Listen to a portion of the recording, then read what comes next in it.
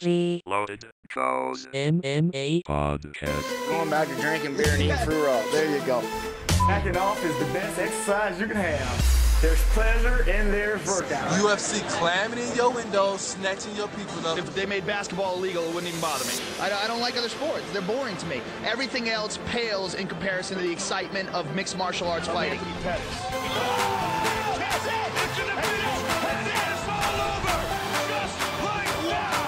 I will be successful, I will dominate. Where I come from, people like that get slapped. In my opinion? Why is that? Because I said so. Because I'm going to put those hands on you worse than that dude did with other kids at Penn State. Once again, we are underway. Hello. Ladies and germs, welcome again to the second episode of the Loaded Joe's MMA Podcast. I'm your host, Blake Weather Stevenson, and with me again, as always, I have John and Ryan here. How's it going, fellas? What's up? Yeah, buddy. So this week, we're gonna do things unlike last week. Unfortunately, our guest dropped out this week. So this week, we're gonna make the best of it. We've got the Ultimate Fighter Season 20 finale fights going on in front of us. Right now, yeah. It looks like the co-main event. I think Charles Oliveira, Jeremy Stevens. So we're just going to do what Loaded Joes do, talk some shit about some MMA, and drink some beers. And perhaps we might have some pizza if the stars are aligned for us. And I got my LaCroix waters up. He's got LaCroix waters, because that's how he gets loaded. Some people get loaded on air. Some people get loaded with pizza. Some people get loaded with LaCroix. Peach pear motherfucker. He is a peach pear motherfucker right there. John Miller, how you doing over there, buddy? I'm enjoying this Angry Orchard. Enjoying the Angry Orchard. John, take a shot. Nah, no more warm vodka tonight, man. No KGB water. So this week we have a shit fuck ton of fights. We have the Ultimate Fighter Season 20 tonight. We have UFC on Fox 13 tomorrow, which is a hell of a card. They could put that on pay-per-view. Like 5 years ago, they could have put that. That would have been a pay-per-view card. And then later that night is World Series of Fighting, which not too many people care about. But the main event was going to be Usman Paul Harris and John Fitch. I think that'd be a good fight. Both ex-UFC vets, so to speak, and both banished from UFC too, so for two different reasons. But I guess. So do you have for that fight? I've got Paul Harris because John Fitch is boring, and I don't like John Fitch. I like him personally, and I've heard interviews with him, but I just think Paul Harris is an attacker off the ground, dude. And John Fitch just kind of lays there, and he's a lay and pray guy, a wet blanket, so to speak. But he's like a wet blanket; it smells like pee, and you want him to get wet off blanket later on tonight. So I mean, he's referring to Carla Esparza for all of those who don't know the inside. Her wrestling's on point, and that's. But she's nowhere near the level of what Barb Harchank is currently, who's the current, I think, strawweight champion in Invicta. She is the queen of lay and pray. Barb Harchank is. Shouts to her though. She does her thing, but it's so boring to watch. It's like old school Ben Askren. Like Ben Askren now is enjoyable to watch because he's been TKOing people. Like he's been knocking people out, and he uses wrestling, get him on the ground, just beat him up. 1 round, 2 minutes. Like he's been looking really good, impressive. So, but yeah, I don't like that whole thing. I understand the aspect of it. You can't get off the ground. But you're controlling somebody. But I mean, double standards. All right, Blake, you can admit it. You like when some people do it. I like when GSP does it.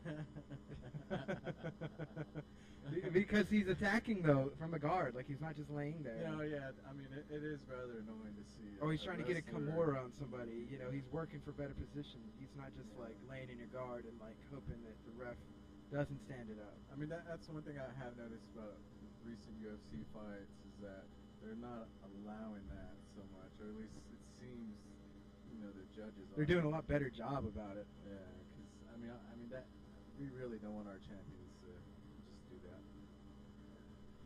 So yeah, I mean that's not anything we want. So yeah, we're gonna do kind of a fight companion thing again, like we did last week, because again, unfortunately, our guest has fallen off. Due to unforeseen circumstances, it was going to be a buddy of mine, Kenton Scipio Cook. Shout outs to him. Unfortunately, couldn't make it. We rebooked him though for January 2nd. That's going to be a big podcast. We have him on the podcast, and we've got my buddy Jason Floyd on the podcast.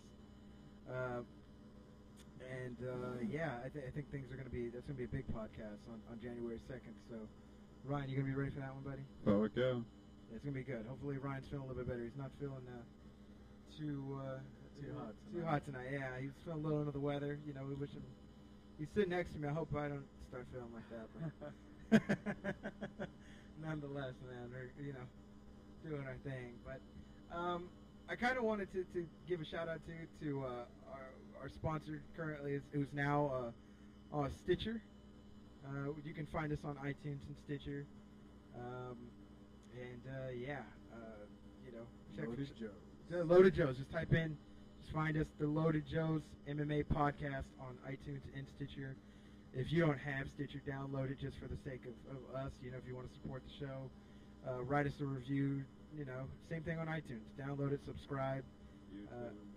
Or not YouTube. I'm sorry, iTunes. It's gonna get on YouTube. We have it on YouTube. We're on YouTube right now. Yeah, you did post that. Yeah, you can click like, click comment, subscribe to that as well. Dude, we're everywhere. We're on SoundCloud as well. Yeah, Loaded Joe's MMA podcast. We're also on Twitter. You can find us on Twitter at Loaded Joe's MMA. So yeah, you just find us in your local neighborhood store. Yeah. So yeah, again, big shouts out to Stitcher for getting us up, and yeah, right now we're starting off again. We're gonna do this a little bit different. We're doing a companion. So if you're watching the UFC TUF finale 20, we're watching the Jeremy Stephens Charles Oliveira fight. We're 30 seconds into it. It's 4 minutes 30-second mark, right? 2 seconds ago. Charles Oliveira has a deep. Looks like an armbar, yeah. Already. It's already sunk in. Wow. And if Jeremy Stephens doesn't do something quick, it's going to be sunk in even. Oh, my God. Spikes him on his head. This can be dangerous for young Oliveira. But his jiu-jitsu game is light years ahead of a lot of people. Yes, it's light years ahead of Stephens. And so if Stephens does the wrong thing in this position, it's going to be a broken arm time for somebody like Jeremy Stephens. Speaking of Stephens, he just recently came off that loss of Cub Swanson, who we saw fight in the Austin fight card. And he came off that decision loss, and he fought his heart out on that one. He's a tough guy, man. Tough vet. So this is going to kind of be the make-it-break-it fight for him, to see where he stands in the featherweight division. Can he still contend with the guys, or is he kind of going to be going to fall to a reign of like being a gatekeeper? We don't know. This armbar is being worked, and Jeremy Stephens is not doing anything about it. He should be maybe pushing down on the hips instead of trying to pull. He needs to stack him. He needs to, yeah. Position before submission. Right. Yeah, he needs to push down on the hips, fold into him, and not make it tight, because he's pulling out, and so is Oliveira. It's making this just. I'm sure this was expected. I mean, you look at Charles Oliveira's record, and it's just. I mean, yeah, it's definitely on his game plan. I mean, Stephens is not a person you want to stand up with, so. Yeah, you don't want to bang with him, dude. He will knock you back to last week. Dude, that arm bar is deep. Oh, shit. He's not tapping, though. He's Oh! He got out of it. Jesus Louises. Oh, damn. Dropping some elbows from top inside of the guard. This is where Jeremy Stephens wants to make the fight dirty. Yeah, man. I've been pretty impressed though with Charles Oliveira in the past, coming back and just landing something that you never see. He even looked good in the Frankie Edgar fight. But I mean, he used his length in that fight as well. You know, Frankie Edgar walks 5'0", but he's a little bulldozer, man. So I don't know. I'm excited for the Carlos Esparza fight after this, and Rose Namajunas. I think that'll be a really good. Yeah, that's gonna be a good fight. Me personally, I would want Rose to win, but I wouldn't mind if Rose that won. pedigree of wrestling that Carla got is just gonna make her untouchable for most of the fight. Oh shit. Yeah, I think Carlos wrestling's gonna, you know. Yeah. Yeah, why don't you go check that out real quick. So, yeah, we're watching the fight. You know, again, second episode in. We're still trying to figure how things are going to go, but I like to think that we got a lot of really good reception. And, yeah. Are you 1 or 2? Go ahead, John. I turned up 2. How's it going now? Is that better? Yeah, you're good. All right. John's levels there a little bit. I do apologize about that. His levels were low, like Dan Henderson's testosterone level. Oh, wow. That's low. I mean, he's an old man. Oh yeah. Oh, look at that. Charles Oliveira coming in with spinning elbow like old school John Jones. He used to. Now John Jones gets close and does it. He used to be. I watched some old school John Jones fights today. He used to be like 10 feet out, step in and then just land it, dude. It was crazy. It was the craziest shit ever, dude. He landed on Jake O'Brien. There was some guy he fought, Andre Galval. He landed it. Stephen Bonner, of course. He landed it against everybody, dude. Oh yeah. Let me know what we're gonna do. I think the loaded Joes are gonna get loaded on some pizza tonight again. Will be exciting. Let me know what's going on with that. So yeah, let's go ahead and talk about tomorrow night. Okay. Like, We got tomorrow night going. What kind of who do you see coming away with at least a KO victory? So the four main fights for everybody who's listening into this is 4 main fights. You got the main event of Junior Dos Santos, Stipe Miocic. Co-main event, Nate Diaz, Javier Dos Anjos. Third fight, Stefan Struve, Alistair Overeem. And the fourth fight, Matt Mitrione, Gabriel Gonzaga. There's definitely going to be a KO. There's KOs written all over that card right there. Pretty much the whole card, but we know for sure Stefan Struve I think Overeem. That's a KO match. Definitely a KO match. I mean, I'm going to go. So I'm going with Matt Mitrione KO first round for the Gonzaga fight. If not, maybe second round KO, because Matt Mitrione he's so, you know what, he's kind of older, but he's very athletic, and he'll get in there and he'll trade with you, man. He doesn't care. And yeah, I think that's the way that fight's going to go. The Alistair Overeem fight and Stefan Struve, I'm going with Alistair. He sometimes lets me down. He's one of my top 5 favorite fighters. He's probably number 3, number 4, just depending on what day of the week you ask me.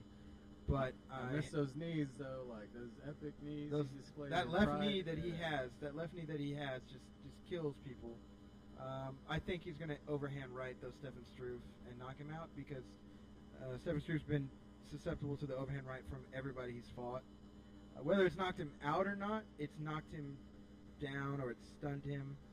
And that's the wrong thing to do against somebody like Alistair Overeem. I say KO first round for Alistair Overeem. Yeah, that's what I'm going for. For the Nate Diaz Dos Anjos fight, that's going to be an exciting fight. I think that Dos Anjos is going to win by decision, though. I think he's going to be. I mean, he looked really good against Benson Henderson. Like, wow, did he ever? Phenomenal.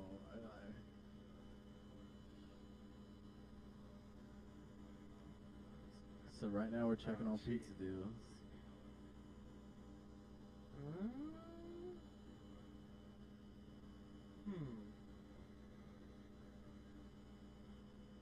Yeah, I wouldn't mind some Domino's, because I got like. Y'all don't have Little Caesars or what? Y'all gotta get the hot ready. What's wrong with the hot ready, boy? What up with that hot ready, though? That's how I like my women. And then I think Dos Anjos is gonna run away with the decision. Look at that armbar, dude. Well, no, Stevens is in trouble. I think Dos Anjos is going to run away with the decision. I think he's going to be. I think Nate Diaz is very dangerous. Don't get me wrong. I think Dos Santos is going to pick him apart with leg kicks, frustrate him.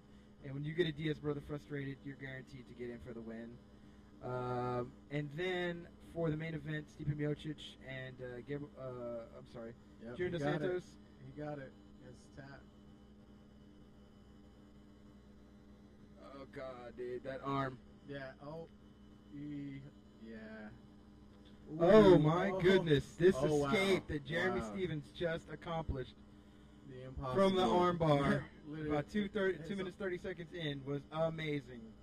I'm taking Junior Dos Santos by second round knockout tomorrow for the Miocic fight, just because he lost to Cain Velasquez. Who else has beaten him? He has 3 losses, but I don't know who else has beaten him. I know for sure Cain, but I don't know who the other person is off the top of my head. But Stipe Miocic is no Cain. And I think he's going to try and fight like Cain, maybe use his wrestling, utilize his reach, but Junior Dos Santos' boxing is, bar none, some of the best that the UFC's ever seen. And I don't see this other guy beating him.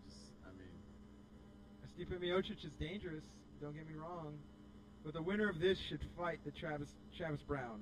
Because Travis Brown looked, he always looks amazing. I'm not too fond of him because he beat Alistair. I'm never too fond of anybody who beats Alistair. I kind of take it personal. It's like I'm never too fond of anybody who beats Fedor. Minus Dan Henderson. Because Dan Henderson's kind of just one of those classic fighters that you can't help but to love. Oh my goodness, dude. Charles Oliveira he's looking amazing is throwing every submission from every which way, and Jeremy Stevens has no answer. His stand-up has improved significantly. Stevens has no answer for him. I'm honestly really surprised. Jesus Christ, dude. You would think that Jeremy Stevens would want to create distance, and he's not able to. Now he got his back. And Charles Oliveira is all over him right now, dude. All over. Look, he's about to sink in that hook. All he needs to do is grab his bicep right now, and he's got a rear naked. Props to Jeremy for blocking this. I had him by decision, but it might be Charles Oliveira. He needs to lock that arm, and he's got 20 more seconds. He needs to go with the arm. He needs to travel with the arm. He's getting an arm bar. He's just going to survive this round right here. All he needs to do. Just so many submissions attempts. This is... I'm surprised his arm's still working from that. That arm bar was deep. It could have been hyperextended if it went any further. John Miller, you getting some pizza? You want to go order it? Are you getting some? Yeah, I have my card. That's something I got. I ain't got no cash right now. I got my card.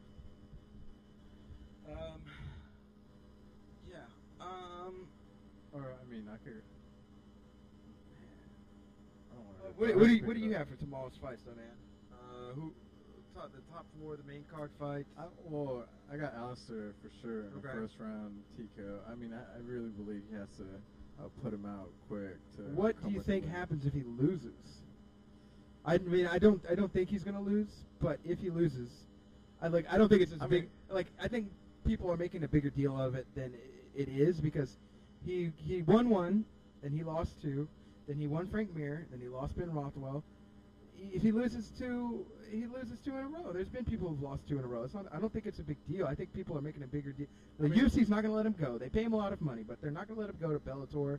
And to go be heavyweight champ at Bellator? They're not going to let him go to World Series. They're not going to let him go. That's the whole thing. It doesn't matter really what happens.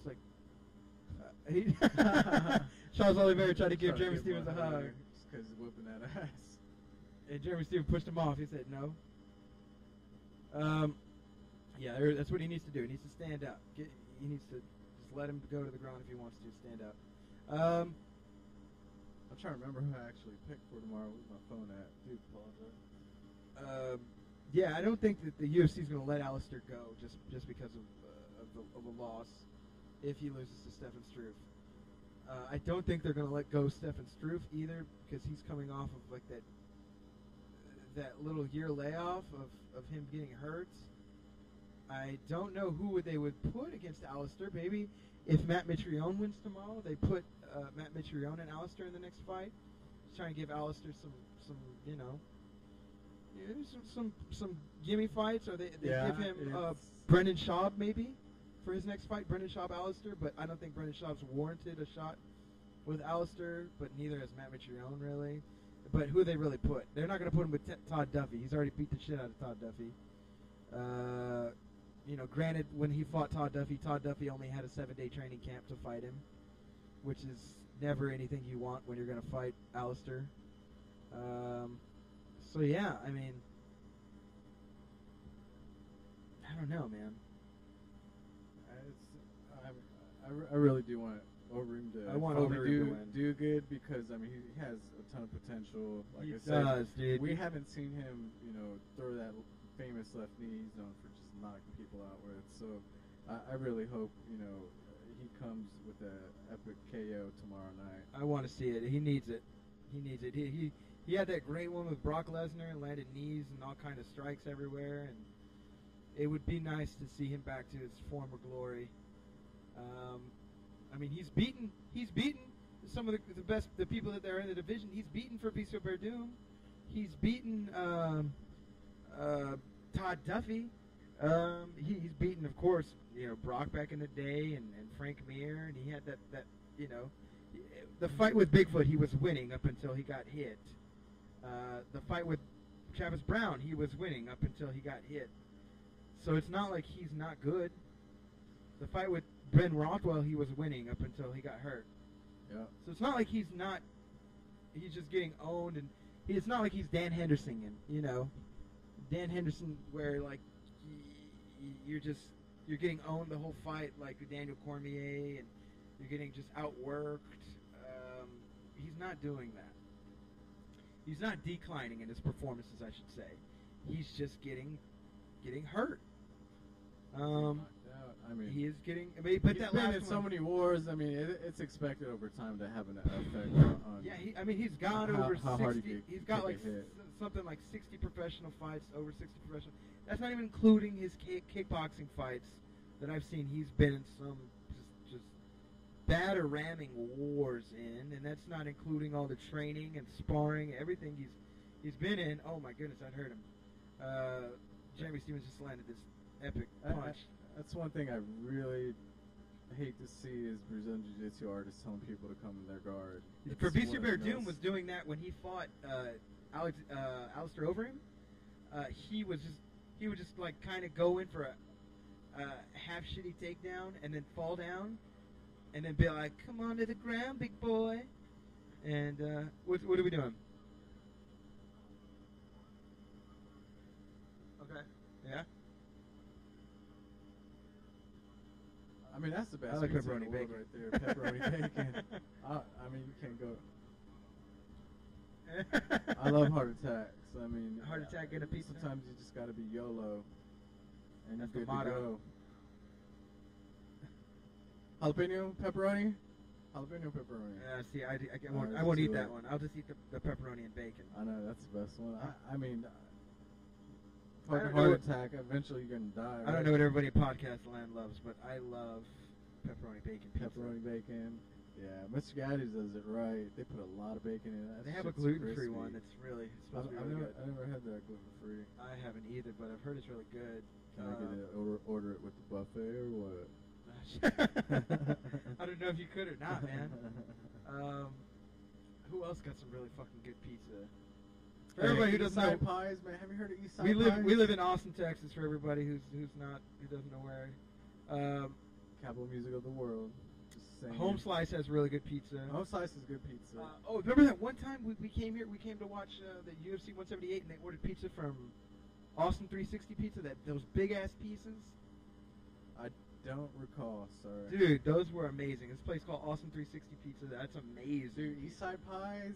I haven't had Eastside Pies. My work, I had those like after like the first day of training, and those were amazing. They had like avocado fucking pizza. It was fucking delicious. It was like avocado and pepperoni. It was delicious. That sounds pretty good. I like avocado. Yeah, I like bacon, and then you put egg, and then you put the avocado on a burger.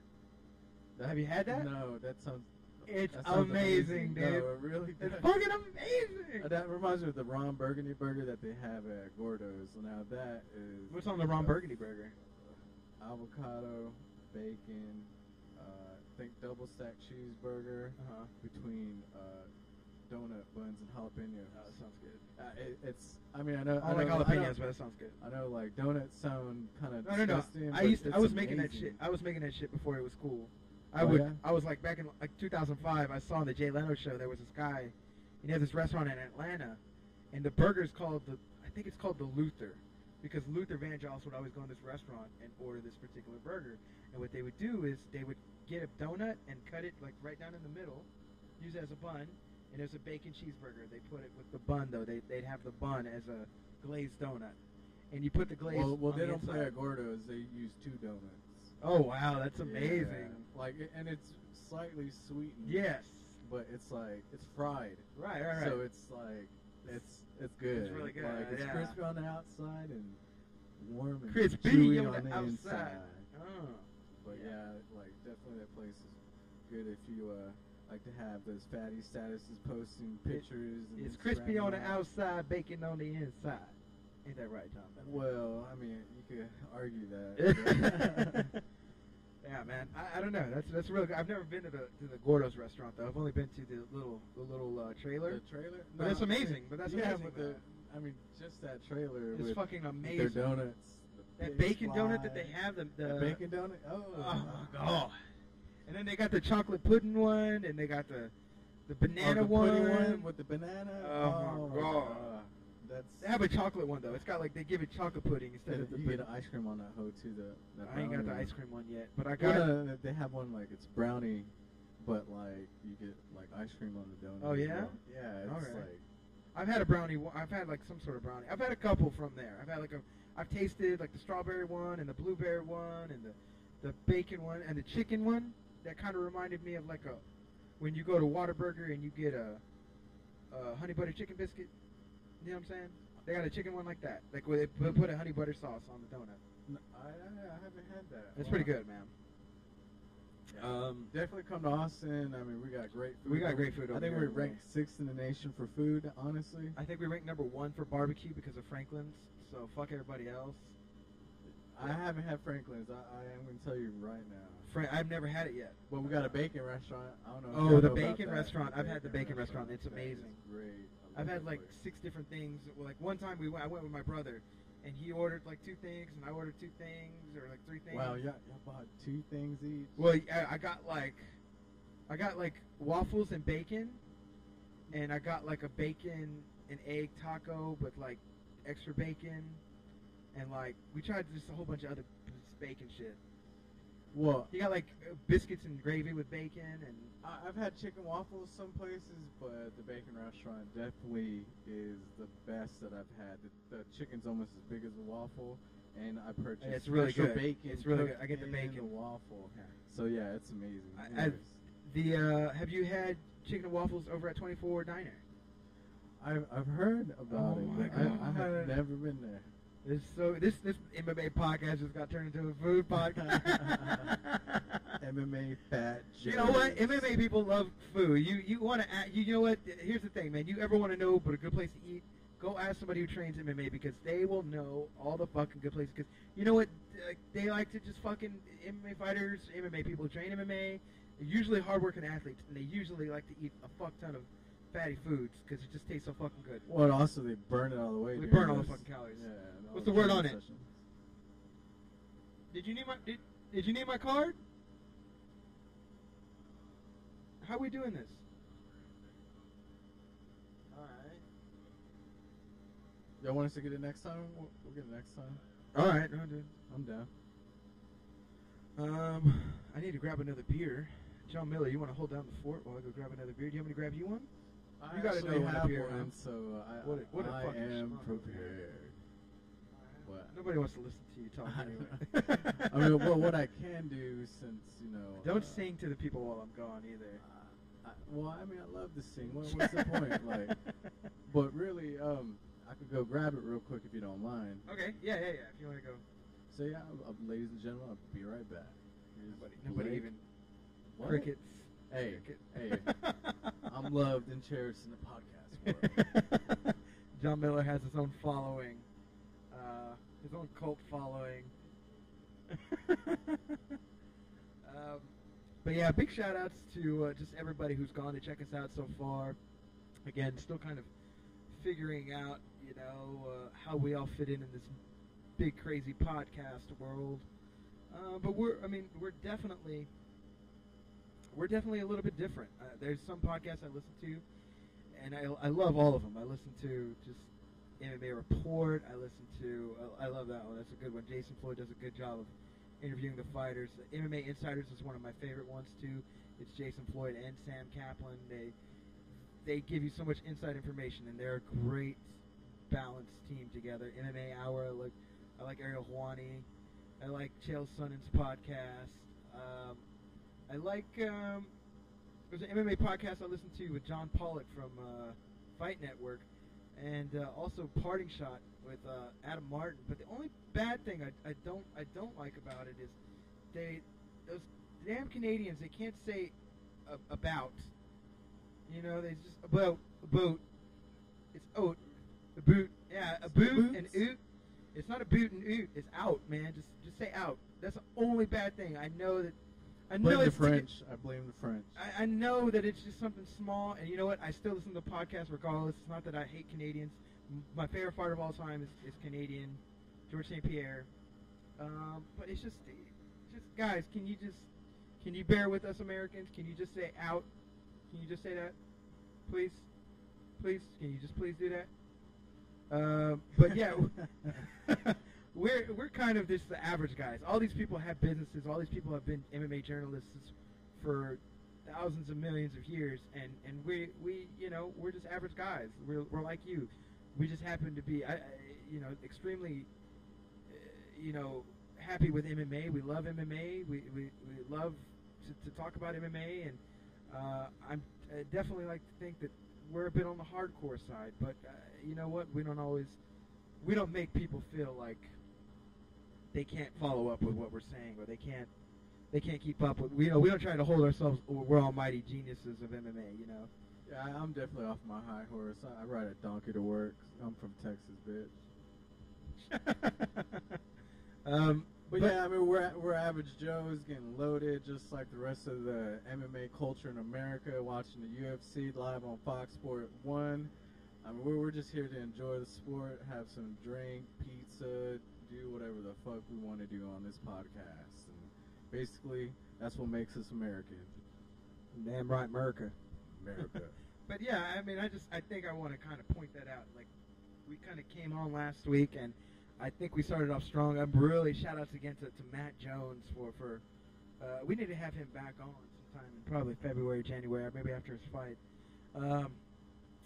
But yeah, I think we didn't, we just kind of hit the ground running, and I want kind of let everybody know the direction that this podcast is. It's very much everybody everyday type guy podcast, and I mean, there's those of us that watch MMA like myself, and then there's those purists over here called Blake that likes to really invest in study this, art that a lot of the world is getting more and more fascinated over. Man. As you can tell, the MMA culture is universal.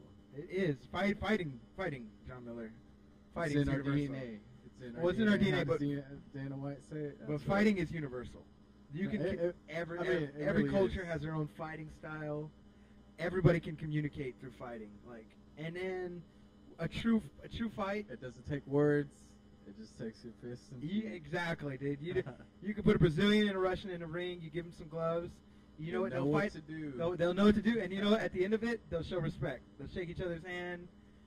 A good fight. They won't even know how to say good fight, but they'll say good fight in their own language, and they'll show respect. That's what this game's about, man. And that's what we're here to do. We're not, anything we say on the show is not to belittle somebody. We just talk shit because, you know what? If you're around your own friends and you're an MMA fan, you talk shit. You've talked some shit. And so we just talk some shit on our own. It's not, anything we say, we don't hate XYZ fighter, and I don't think any fighters are weak. But you have to be a strong mind, strong-willed person to get into a ring and have another person throw some punches at you and just kill you. Think about it. Just actually think about, like, you're going out in front of millions of people and you're fighting. You're not afraid to get hit. You're there taking hits. Or eventually, maybe you might get afraid of getting hit like Brock Lesnar, but that's another story.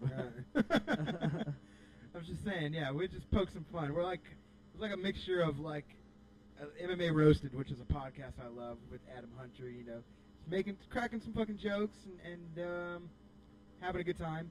Except we get to kind of do it companion style, like Joe Rogan. He has a fight companion where he typically has bigger people on than we do, but we'll get there one day. We'll have some big people on, man.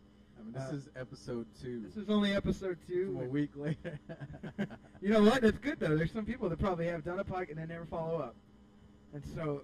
we're going to keep it strong as long as our spirit and drive is within us. And, I mean, my God, I love the sport. I mean, I've been watching it since it was on VHS. My brothers recorded it because they purchased it. And, you know, I've been watching it for a while. I don't think I've ever asked you, man. When was your first time you, like, got introduced to the sport? I don't remember the year. I was really young. All I know, they didn't have no weight classes, literally none, and it was amazing. Like for like first 10, like probably. That was like first 10. Yeah, no. Maybe like first 12 or so. Like I watched Gracie whoop ass, all these, you know, big dudes, and he was just the skinny, scrawny dude going in the ring and, you know, submitting guys because no one knew what the fuck he was doing. And, like, to me, that, I mean, it shows tenacity that, you know, a smaller, skinnier guy can beat someone that's so muscular and just has a complete size advantage. And so, but yeah, I think MMA is inspiring to every shape and size of the individuals, especially the early ones. Tank Abbott was whooping ass. Like, damn, everybody. Him and Don Fry is one of my favorite early people. Don Fry with that epic mustache, and he's so American. And hey, everybody, how you doing? I'm Don Fry. That's the way he talks. Just so American in his demeanor, goddammit. And I mean, there were some early people that just. If Vitor Belfort's still, he fought back then. He's still here. Like, that's amazing. Like, I mean, Jesus, a career. He literally made fucking. Fought at UFC 12, and he's still fighting now. What is it? 181 we just watched last week? Yeah. Yeah, we're at 181 now, and he's still... Wow. He's fighting for the belt at 183. And, I mean, it blows your mind when you see something like that, because he truly is a phenom. I mean, you know... that shows you the determination that he has in himself. And as we all know, he gets it from Jesus. He proclaims it every day. Hey, G, you're my buddy. You're my buddy, G. It's my buddy. He believes it. Like, you can tell you're lying with his whole heart. You know, I respect that. I mean, like, honestly, that, like, if you believe in something so much and it gives you that potential power to succeed, I mean, go for it no matter what you believe in. And I want him to win, honestly. We'll see. I want him to win. He's one he's one of my top 10 favorite fighters.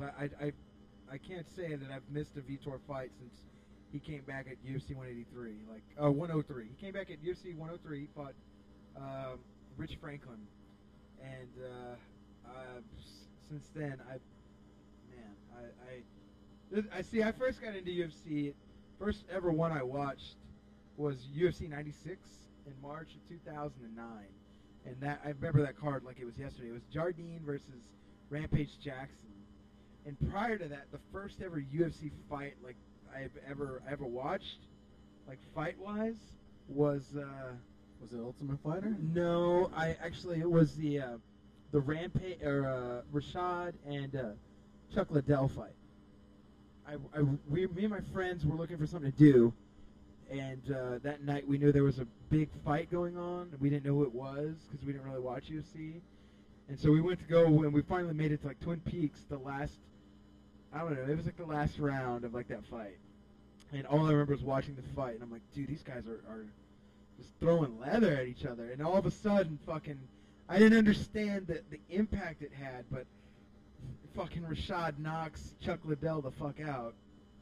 And everybody's just like exploding. Like half the people are like cheering, half the people are like booing, and I didn't understand the impact of it because I hadn't followed the sport. But I finally got into the sport in March of 2009, and I started watching it, and I fell in love with it that first UFC. I mean, you've trained in MMA. Yeah, and then that same month, I was actually weighing around 260, 70 pounds, and I had graduated high school, like I was 310 pounds, and I decided, I lost a little bit of weight, just kind of moving around, walking here and there, and just not eating as bad, but I wanted to do something, and so I went to Gold's Gym.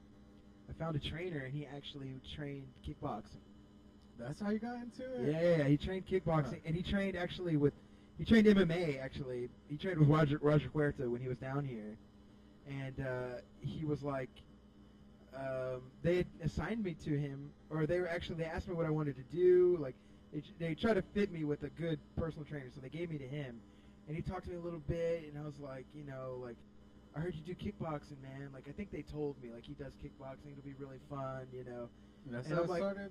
Yeah, it's really how it started, because I started to go to the gym, and he was my trainer, and what he did was, he would try to train me a little bit, like, in my 1 hour workouts that I'd have with him. Mm-hmm. But then he was like, you look like you want to do this. He's like, I want to do this thing on Saturdays where, like, I'm going to have you and a couple of my other people who are, like, I train, like, personal train.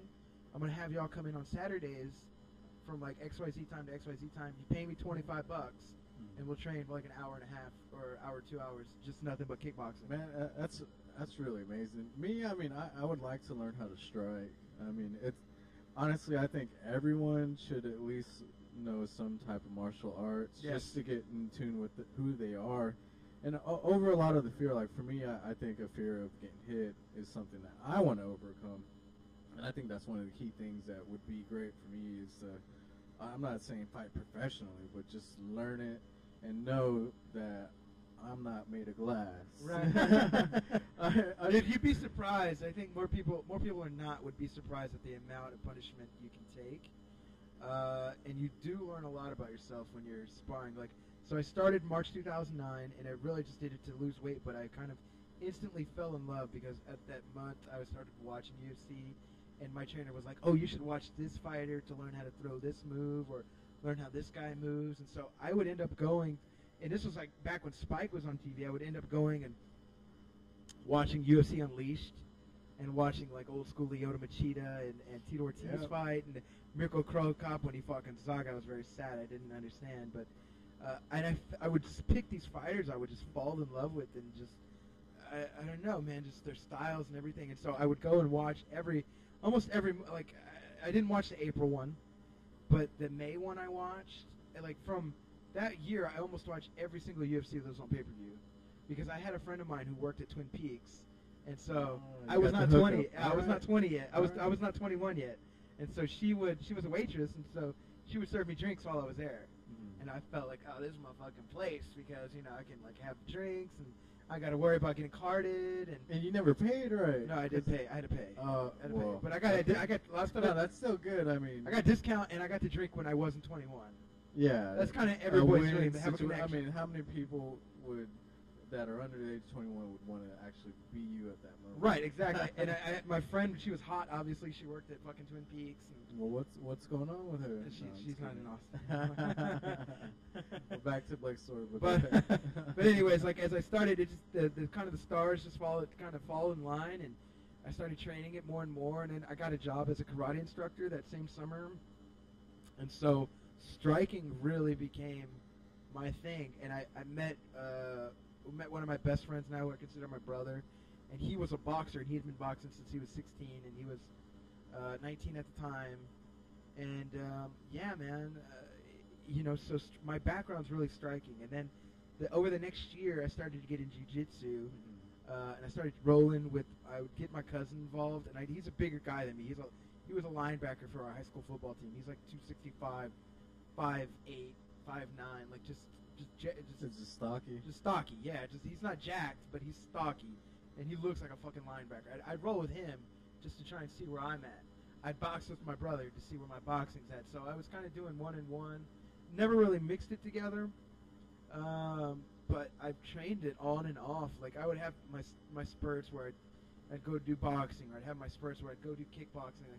I'd always wanted to practice my kick and make sure it was hard as possible. Like I fell in love with Mirko Krokop's kicks, man. That left leg. Yeah, the left leg, right leg hospital, left leg cemetery was his thing. So exactly. My tattoos actually on my shins, the left one, the left and right one are in homage to him. They're in Thai.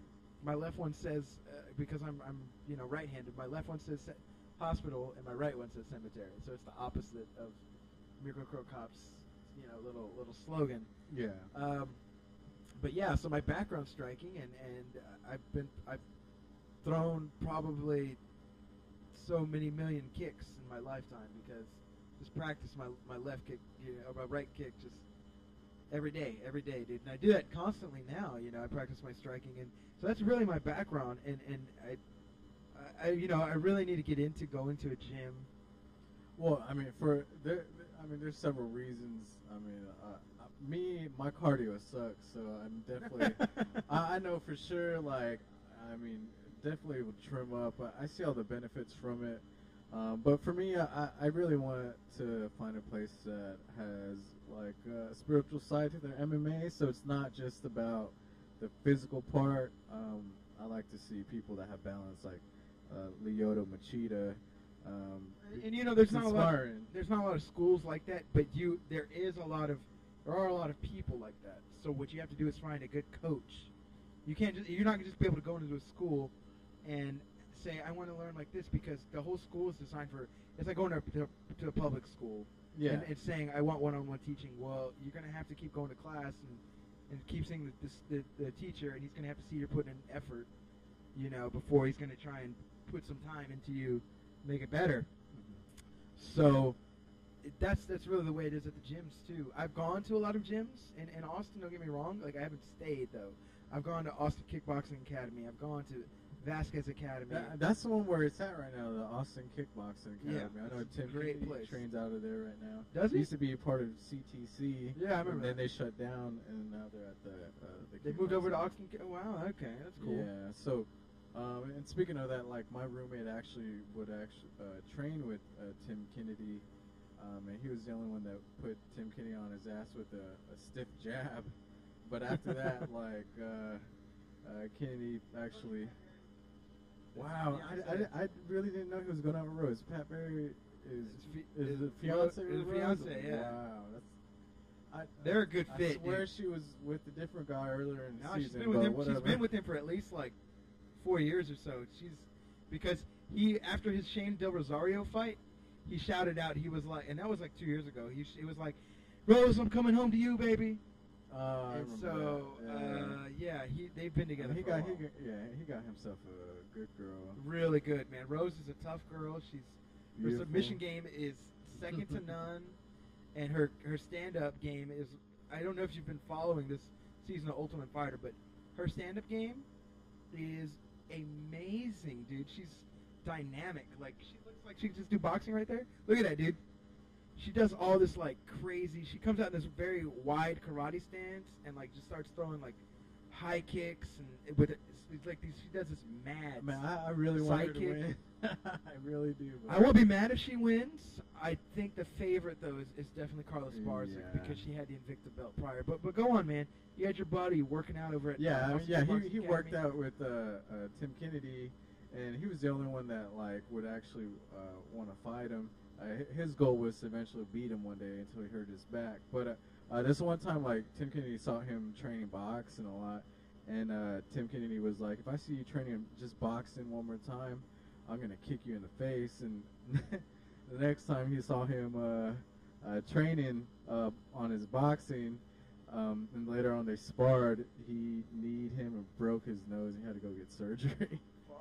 He didn't knock him out, but he messed him up. So definitely, if you train with Tim Kennedy, be careful. Listen to what he says because it's a promise. But yeah, man, that's my background. I mean, I've trained it. I really right now focus on my striking. And I focus on my wrestling, an aspect of the game I'd never really focused on. I always focused on ground game. I'd always focused on cardio, working out. I'd never focused on like wrestling and takedowns until I got a heavy bag. Last Christmas I'd gotten, some gift cards for like Academy, so I got like a heavy bag and a heavy bag stand. And it's only a 70-pound bag, but I have it hanging so I can, and I now have mats. Like I bought a whole bunch of mats. So I have them in the back or what? Yeah, well I have it in my garage. Oh yeah, that's right. So I have a garage. I haven't been in your house. Yeah. You need to come over, man. It's a legit setup I have. I have mats and I have and all that's set up in your garage. I have mats in my garage, and I have a heavy bag and a heavy bag stand, and I also have a double end bag, which if the name doesn't ring a bell, what it is you put just a stand. And it's a little it looks like a little itty bitty like tennis ball, and then you hang the other one from the top, and it's basically for boxing, and you hit it and, like and it bounces, and you hit it and it bounces, and it's a double end bag. You look it up if you're not sure, but it basically hangs on a string. You attach one side to the ground. You attach one side. It's to train head movement and your jab. It's to train head movement. It's not just a jab, dude. I mean, of course not. You throw the combos on it, and I mean, I would think the combo is a little bit harder to land. No, it's when you get good at it, it's not hard to land. When you get good, man, you land in 1, 2, 3, boom, boom, boom. I mean, that's why essentially it's important because it sounds like by that time you're in tune with your body. Yeah, and the biggest thing that's not utilized in MMA is the jab. So yeah, and it's very good for the head movement. It does practice because you hitting it and it's bouncing. It's bouncing over here. So you're remembering where you're hitting it and where it's coming from, so you know where to move your head. And so I think that's one aspect too, especially for a lot of journalists. That we're average, we're some average MMA Joes, but you know what? I feel like I'm on a different level than a lot of journalists and stuff who talk and who analyze because they've never stepped foot in the fucking gym, dude. A lot of them they've never sparred. I sparred my brother for almost a year and a half, like straight every day and he's pure boxer, so I've sparred with somebody who's a boxer.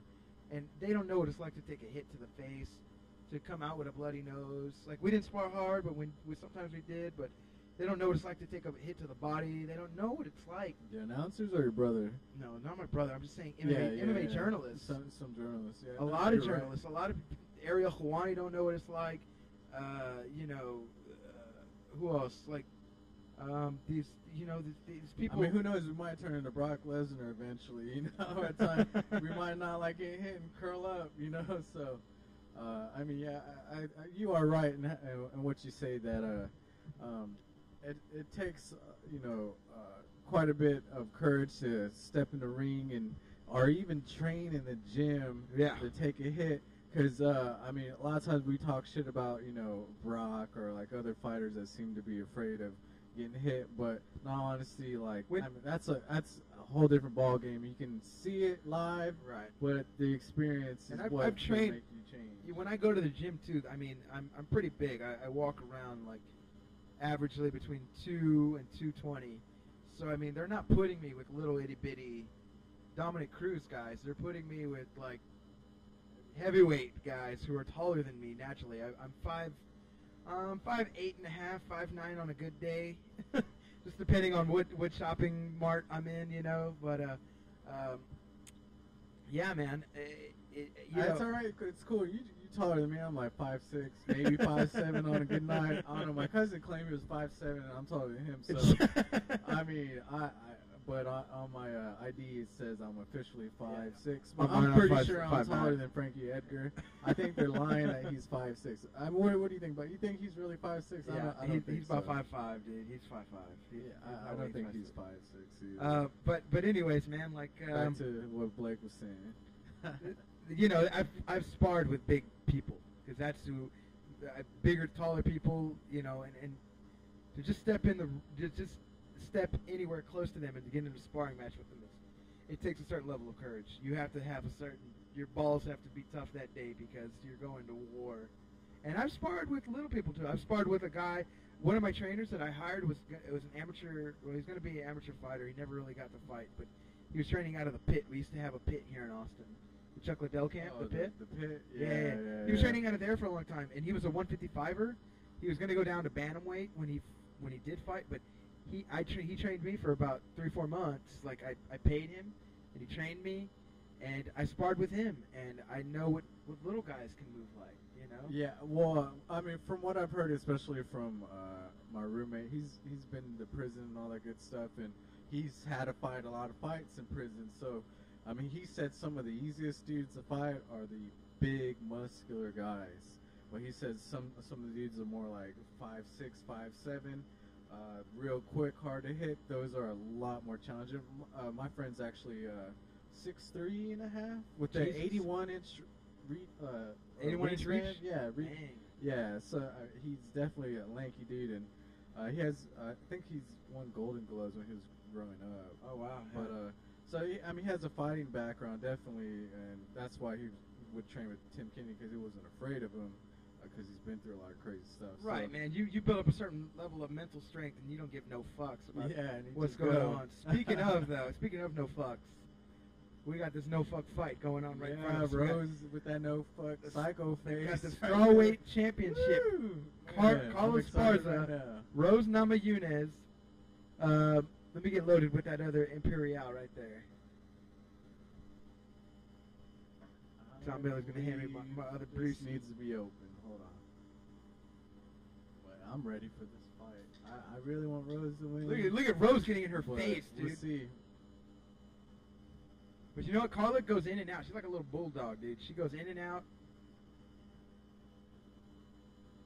All right, we'll see. Come on, Pepper. Looks like the pizza's here just in time. Sorry, ladies and gentlemen. We got dogs and getting some pizza presents. And yeah, doing the yeah, buddy. Jesus Christ, dude. This fight is on and taking off. They are like just blitzing on each other. Look at that. Going in for the takedown. Carla Esparza. Come on, Rose. But Carla Esparza has her in top. She's a wall walk. half guard. Wall walk off the gate. But she's eating a lot of shots coming up. Oh. Right. Wow. Jesus Louises, dude. Rose Namajunas is stalking her against the cage. But you know what? Carla Esparza fights like this. Like off the cage. She circles, finds her angles, comes in, comes out. But Rose Namajunas has this reach that it's she's very lanky. And if anybody's going to beat Carla Esparza, it's going to be her. Look at that, dude. She goes in, comes out. Goes in, comes out. Fights off the back. Fights close to the cage. She's working the legs. Oh, look, she's doing a little feint. Rose Namajunas is very good at feints. Very good with leg kicks. Very good with dynamic striking. Comes in with some just randomness. Ooh, with that back. I mean, she spinning elbow, yeah. But look at that, dude. Double leg. For Carla Esparza. She's been working on her takedown defense. Look at that. Yeah, she's been working on her. I'm impressed. I am impressed. Color me enthused with this fight, man. This fight's it's pretty epic so far. It's pretty epic, yeah. This could be fight of the year if it keeps going like this pace, man. This is and I know that's a lot saying. We've had a lot of good fights, but this fight's a rockin' and sockin'.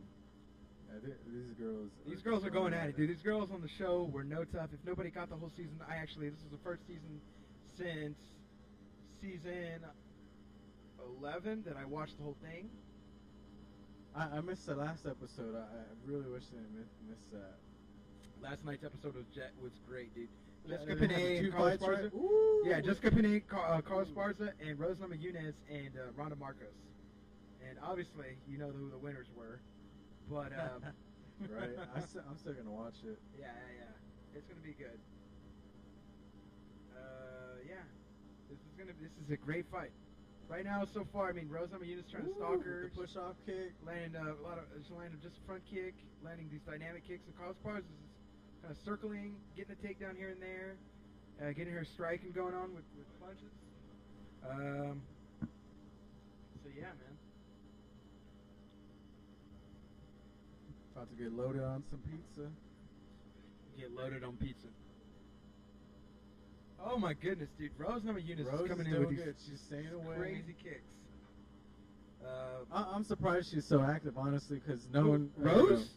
Yeah, well, if you think about it, there's a lot of strikers that when they fight a really good wrestler, They don't try to strike. They don't try, especially throw kicks. Rose don't give no fucks, dude. She's from the streets, though. But she got that psycho look when she does that stare down, she man. gets psycho. I like that. Oh, that's hot. Oh, Carla with the takedown. Carla with the takedown, dude. Carla does takedowns all day long. I would. All right, Rose getting in the full guard. All right, she's trying to push her off. But Carla with her top game is raining down punches, and now she's in guard, full guard. Up kick coming. She's trying to. Wow. Oh my goodness, she's eating punches though from Carla Esparza. They are going at it. And they're both back up. See, she likes to throw this jumping front knee. It's very, very strange, very unorthodox. That's what Rose Namajunas is, though. She's very unorthodox. She's trying to go for the trip, but Carla's too smart for that. Carla has a low center of gravity. She's 5 foot nothing. Rose Namajunas is about 5'5", maybe 5'6". She's probably taller than John. Bitch, fuck you, ho. She's giving you competition. Shit, she's almost my height. That girl could put me in a triangle any day. John Miller, like I said last week, will lick his way out of a triangle any day of the week. Yeah, man, this fight is 10 seconds away from the first round being over. And I am really impressed. Look at that, dude. I've given it to Carla. What, the first round? Yeah. Because of the takedowns? Well, you have to with the takedowns. I mean, she got, what, 3? Was it 3? She got 3 so far that I remember. Yeah, no, it's definitely an intense fight going on. So, I mean, I got Carla for the win. Decision by wet blanket. But, I mean, if Rose could pull it off, I'd be even happier. Just not point-wise.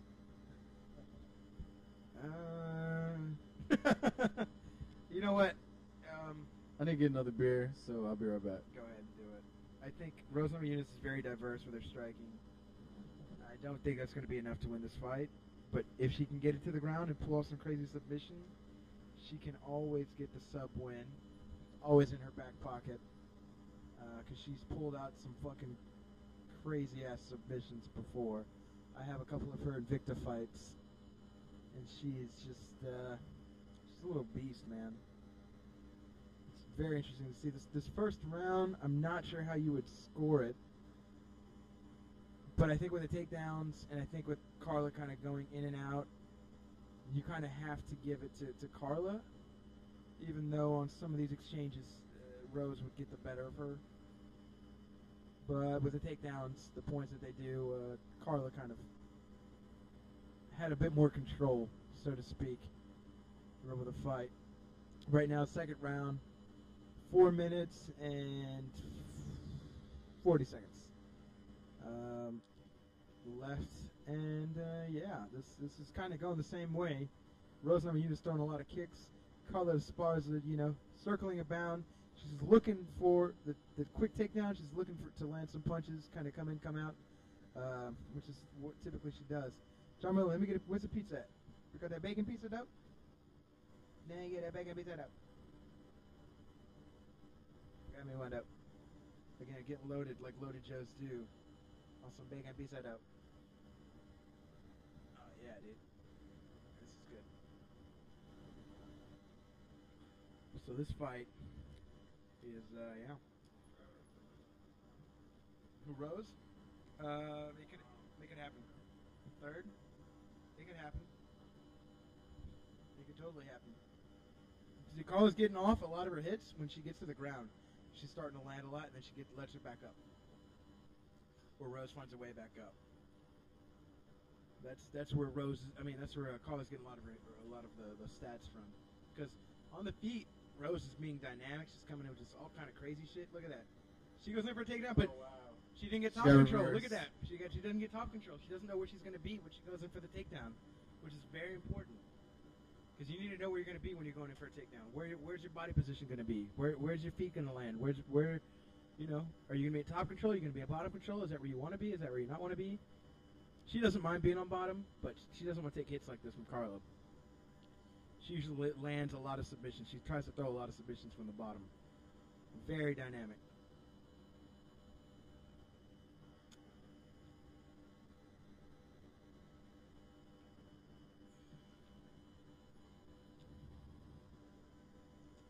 this pizza game is good, dude. You gonna grab me another piece? What's the other pizza you got, Ryan? Chicken jalapeno, hey. Can you grab me another bacon, John Miller? I'll think about it. All right, man. I'll just sit here and just. We got my girlfriend made us cookies, by the way. Did you eat one? Dude, they're all for everybody. We got to eat them all tonight. Thank you, John Miller. So shout outs to my girlfriend for making cookies. Gracias, mi amor.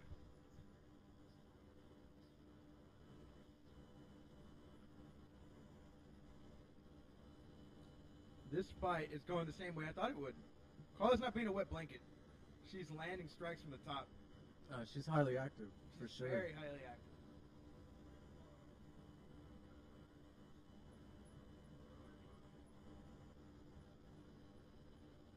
Well, look at Rose.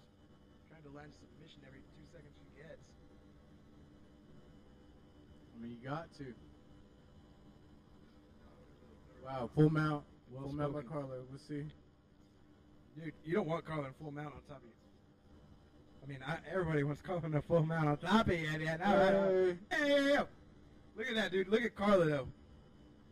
Just landing teeing off, dude. Oh, my God.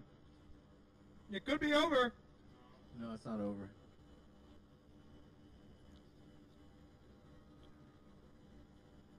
Dude, Rose looks a little discouraged from eating 1,000 punches from Carlos Bars just now.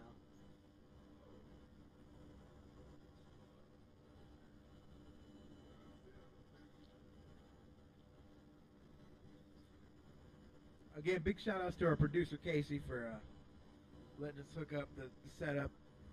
Again, producer credit. Man, what do you think about this fight so far, John Miller? I honestly think it's real good. It's probably the best one they had all year. I mean, during the tough season, I mean, they've had a few wars, but this is definitely takes the cake right here. It'd be a miracle if Rose comes back, but I think the blanket that throws back is gonna win. Oh, great! What was your favorite fight throughout the tough season, man? Did you watch all the episodes? I watched most of it, besides the last one. I really was impressed with Rose throughout the whole season, man. She looked better every single fight I saw her. I was impressed with Ronda because I thought she did really. I wasn't. She was surprising. Like she beat the number 2, yeah, or 3. What was she? 3. She beat Tisha Torres, number 3. So I mean, I like when the underdogs win. That's the kind of guy. I was sad when she beat up my next ex-wife, Felice Herring. Even though Felice Herring won tonight, she won her fight submission.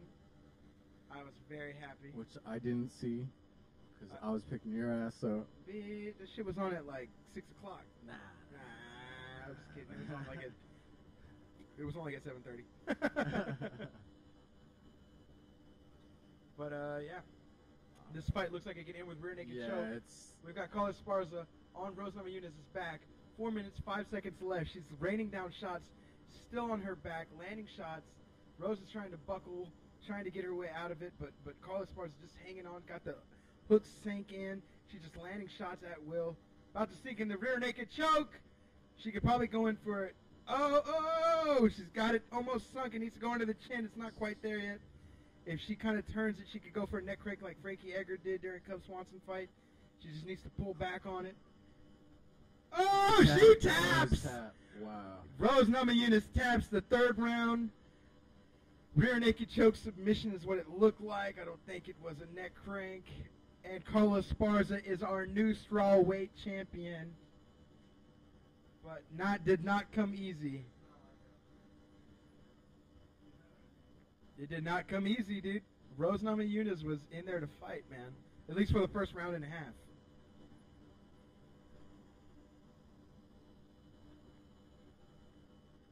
Wow, dude. What? No, we're good. We're keep going. We're rocking and rolling, dude. we still got so much fight left to talk. See, this might be our last podcast before the end of the year. We have a lot of fight left to talk about. We still have the Lyoto Machida CB Dalloway fight to discuss coming up December 20th. Oh hell! Next Saturday, not this coming Saturday, but the following Saturday. Machida's gonna whoop that ass, of course. Who's that? Machida? Oh yeah. I'm seeing Machida with a KO, like bad time. I like CB Dalloway, but not enough to you know, say that he's gonna beat somebody like Lyoto Machida, dude. Lyoto Machida is a tough motherfucker, and who lands against Lyoto Machida? Shogun. Who's that? Shogun? Yeah? Really the only person since then. He's the only one to land clean. Chris Weidman had some good hits on him, but it wasn't anything like clean. He wasn't in trouble in that fight, really. What's that? Was he ever in trouble in that fight? I don't think so. He didn't look like it. He didn't look like it. The last two rounds, I kind of gave to Lyoto. Like, at least the last half of the fourth and the fifth round, I gave to Lyoto. Because Lyoto came with it, but... Nah, he came with it. He That came old with dragon was showing. The dragon was coming out, dude. That's why this next fight... Man, let's see if he has that same fire. So who does he fight after he beats CB Dalloway? Who does he fight? Does he fight the loser of the Jacare Romero fight? That'd be great. That would be cool. That'd be great. Yeah. I think he'd have to pick apart Romero because that dude is scary.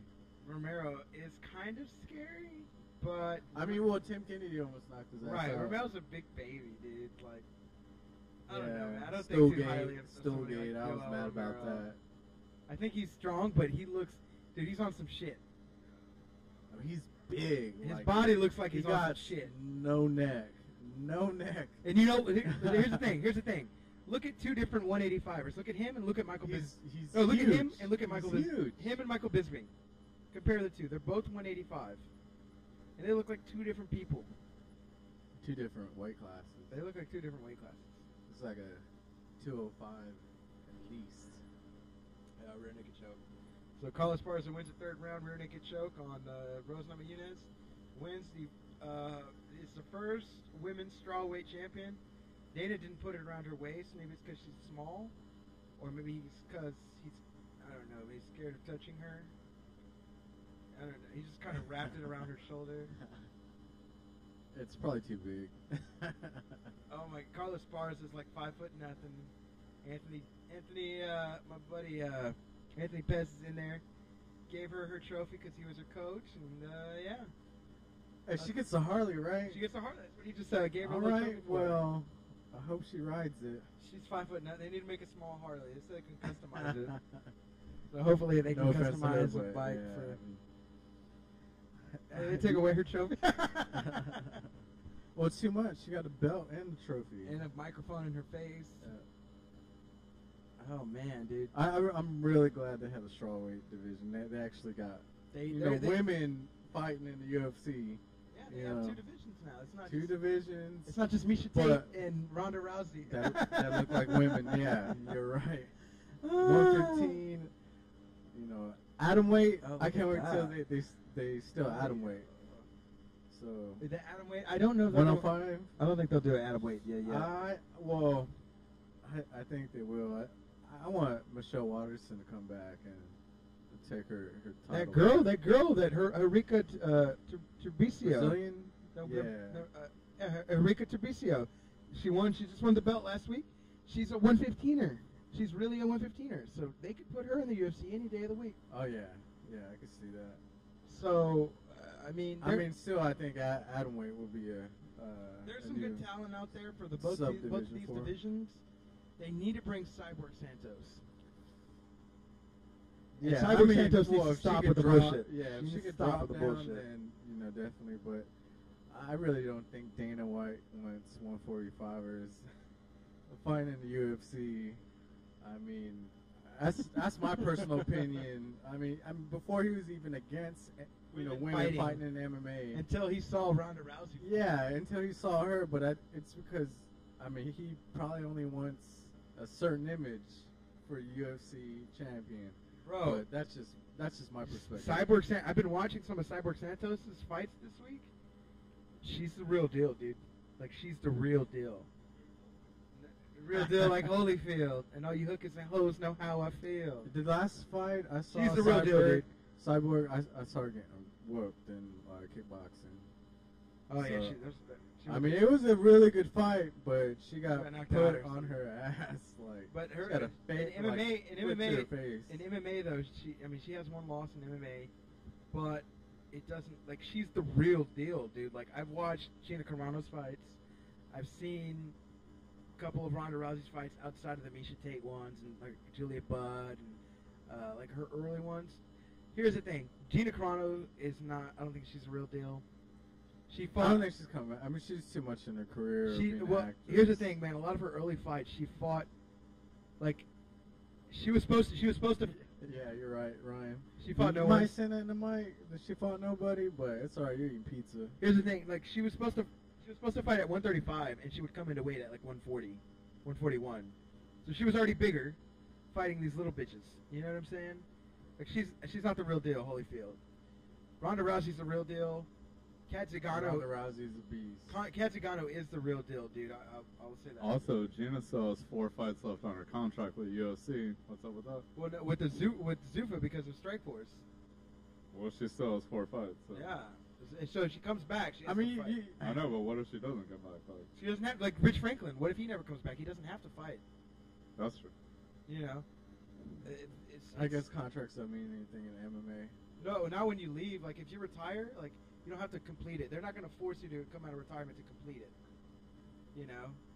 I mean, why would Gina want to come back either way? Because I mean, honestly, I think the competition's too stiff, and I think they've honestly left her behind. Felice Herring and Carlos Esparza. That's a 3-way I'd like to have. Yeah. She has her own. I like Felice Herring, dude. I like Felice Herring a lot. Sassiness about her. I'd rather have Rose. Rose is like my I don't want Pat Barry being mad at me. I don't want to take.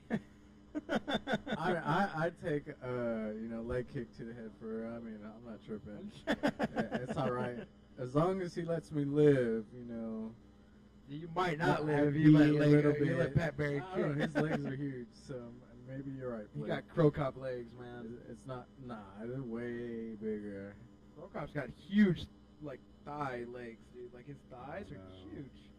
Yes. Nah, man, not like Pat Barry. They are like Pat Barry's. They're probably. That's why he wears little pinche shorts to show off his fucking. That's why Mirko Crow Cop wears those shorts too. All right, hey, let's do a comparison later on the fantasy. We do it. I've got fights on my posting. I've got something like look 40 at this frog gigs legs, worth of fights. and then look at this tadpole legs, bro. You're thinking of the wrong one, man. You're thinking of old school Mirko when he was like K1. Yeah, I'm thinking of new school Mirko, dude. You gotta show me, man. His legs look like running back legs, like he's been running hills. Look at Rashad Evans, look fat. Rashad Evans be looking fat. He's talking about going down to middleweight, by the way. Finally, sure. Yeah. Well, what do you mean finally? He started off as a heavyweight. Yeah, I know. Like, and then went to a weight where he went to light heavyweight, 205, where I thought he fit really good. But now there's. You seen how Machida is doing all well, and right? How, he capitalized on that. Now he's if he fights Machida. He's an old lion. In the words of Vitor Belva, he's an old lion. He's fighting the young lion. He's a new breed. He's not fighting with Jeez. He's not his buddy. And he's right. He's right. Yeah, dude. I've heard some stories about Rashad Evans not being the nicest person in the world. My girlfriend's from Albuquerque, and I went to Albuquerque last year, and I met some of her some of her friends, and I spoke to a lot of their boyfriends and stuff who had gone to train over at Jackson's, like MMA, and they said when Rashad would walk in, like he would walk in, sunshades, wouldn't say hi to nobody, When John Jones would walk in, he'd walk in, shake hands with everybody, like see how everybody's doing, talk to everybody, and then he'd get ready, You say hi. You just be more friendly, more personable. Than like Rashad. Rashad would just go in with like this demeanor. I'm like, dang, dude, like that's how really he was like. Yeah, he looked like. I heard Tyron Woodley was like that too when he was training at CTC. Oh really? Yeah, like I mean, come on. Look at him. He's not that good. Tyron Woodley. He's not that good. Well, that's why he he's came in scared there to... like his shit don't stink. And well, my roommate was telling me about that. Like he's trained with him and he's seen him, and yeah, he's apparently a very talkative when he goes into the gym to train. Bro, he's not that good. Like he needs to stop with all that bullshit. Like he got beat to shit by Nate Marquardt. He got picked apart by Roy McDonald. Oh, yeah. He's scared to fight Hector Lombard. But I mean, who's not scared to fight Hector Lombard, dude? Have you seen some of Hector Lombard's fights? He's a scary, scary motherfucker, dude. Like, I'm scared to think wrong about Hector Lombard. He's a scary person. Like, there's some people in the UFC that are just scary. Like when Alistair Overeem came into the UFC when he fought Brock, he was scary. No, he was scary. Hector Even Brock knew. I was like, what the fuck? What the fuck am I getting into? When Cain Velasquez walks into a ring, shit gets scary. When Hector Lombard walks into a ring, shit gets scary. Who else kind of has that demeanor? Like shit gets scary. Who else kind of? McDonald, Rory McDonald. He has that cycle. No, he has that cycle look. Well, once he starts looking at you with the laser beam, yeah, you're right. He's pretty fucking scary. Yeah, that's kind of scary. Who did he whoop last time? And he was talking shit to Tarek Zefferdine. He just knocked out Tarek Zefferdine in September. Was it him? And he was talking shit to him between rounds. Yeah, it was right. And you never see any kind of emotion come out of Rory. Like, he'd be talking about his business thing he loves to do, selling and designing clothes, being a Canadian and shit. And then he's just there, like, with a dead look, like, no emotion, robot. There's some people, they walk into a ring, shit gets scary. Like, Vitor gets scary, like, because you never know what Vitor you're expecting, dude. Like, Vitor, imagine being on the other side of the ring. Shit gets scary with Vitor being there. He's scary with that haircut. He's not as scary as everybody with that shit. He's not as scary as he used to. Going to his sister or some shit like that. As he used to be, like when you step in the ring with like somebody like Vanderlei, shit gets scary. Vanderlei, yeah. Shit gets scary, dude. Speaking of that, Vanderlei and I'm gonna go pee real quick. Hold me down. That Brian Stan Vanderlei fight. Hold me down. I gotta go pee. Yeah, speaking of that fight, I've never seen so many people get, knocked down from getting dazed and with the clinch and the punches since like Pride fighting. Well, even then, those motherfuckers didn't get back up. But yeah, so speaking of epic fights, Vanderlei Silva and Brian Stan, honestly, that's on one of my top for the craziest knockouts and craziest and fastest fights. And then speaking of knockouts, there's other fights like the Todd Duffy fight when he had one of the quickest first round TKOs, I think in the first 40 seconds. UFC has nothing but crazy knockouts, and I think that's what people love about MMA, is seeing motherfuckers get hurt. Like when Edson Barbosa did the wheel kick that no one sees in MMA and knocked that motherfucker out, where they go stiff at the same time, and like it looks like some people go into seizures because of that. But speaking of the love of MMA, there's many fights that just take a lot of heart, like the TUF. The first season of TUF, that was really the turning point for UFC to become mainstream and nationwide and accepted in more states, because at first it was a taboo. At first it was just blood and guts and no rules. It was just all out, no weight classes. And I'm really glad what the brothers did with the UFC, name by buying it and just making it into what it is today. Because it's international, like Dana White said, fighting is in our DNA. So again, here's a Blake. No, I'm here. I just got back from Vienna. In the words of Anderson, it's a big sport. In the words of Anderson Silva, it's a big. BJ the best. He the best. It's a big sport. That's what he says all the time. So let's throw this out there. So let's say Vitor does good, or let's say even if he loses. Do you think they're honestly going to fight at middleweight? Oh, my bad. I was thinking about Machida and Anderson Silva, since they're in the same weight class. Not Vitor Belfort. I want to see a Vitor Belfort and Lyoto Machida fight. No, that would be a badass fight. But let's say Machida fought Anderson Silva. Who would you pick in that fight? I don't even know. I mean, they're both wild. Like I know this is possibly way out there. And they both got that. Is not. Yeah, we'll see.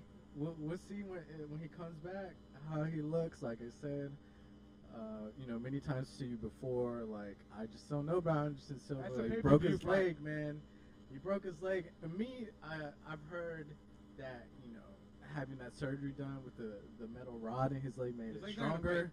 But I mean that doesn't mean the bone won't chip on the edges. That's what I think. There's bones not gonna break anymore. Like that's point blank.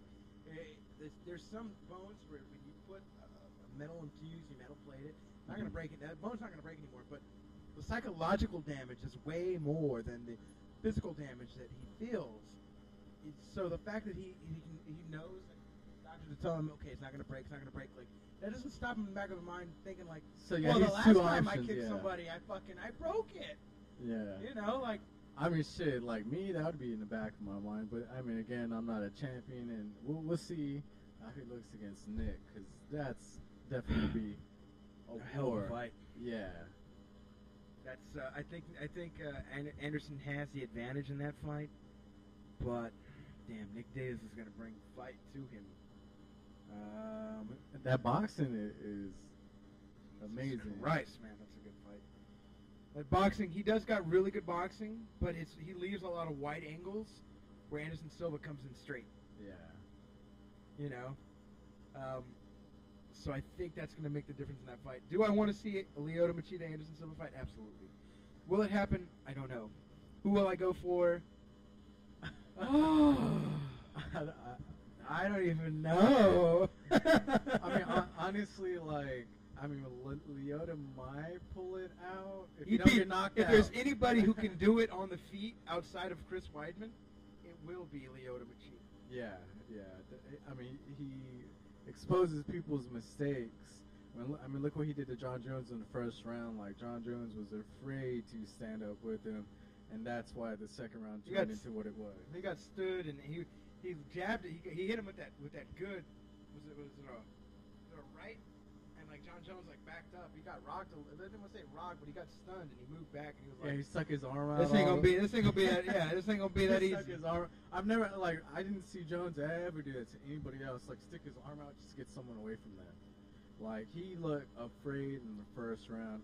But I mean, honestly, I think just Jones thinks really good on his feet. He's just different. He's got a good. I mean, I used to be a Jones fan, when he was all spiritual and mature.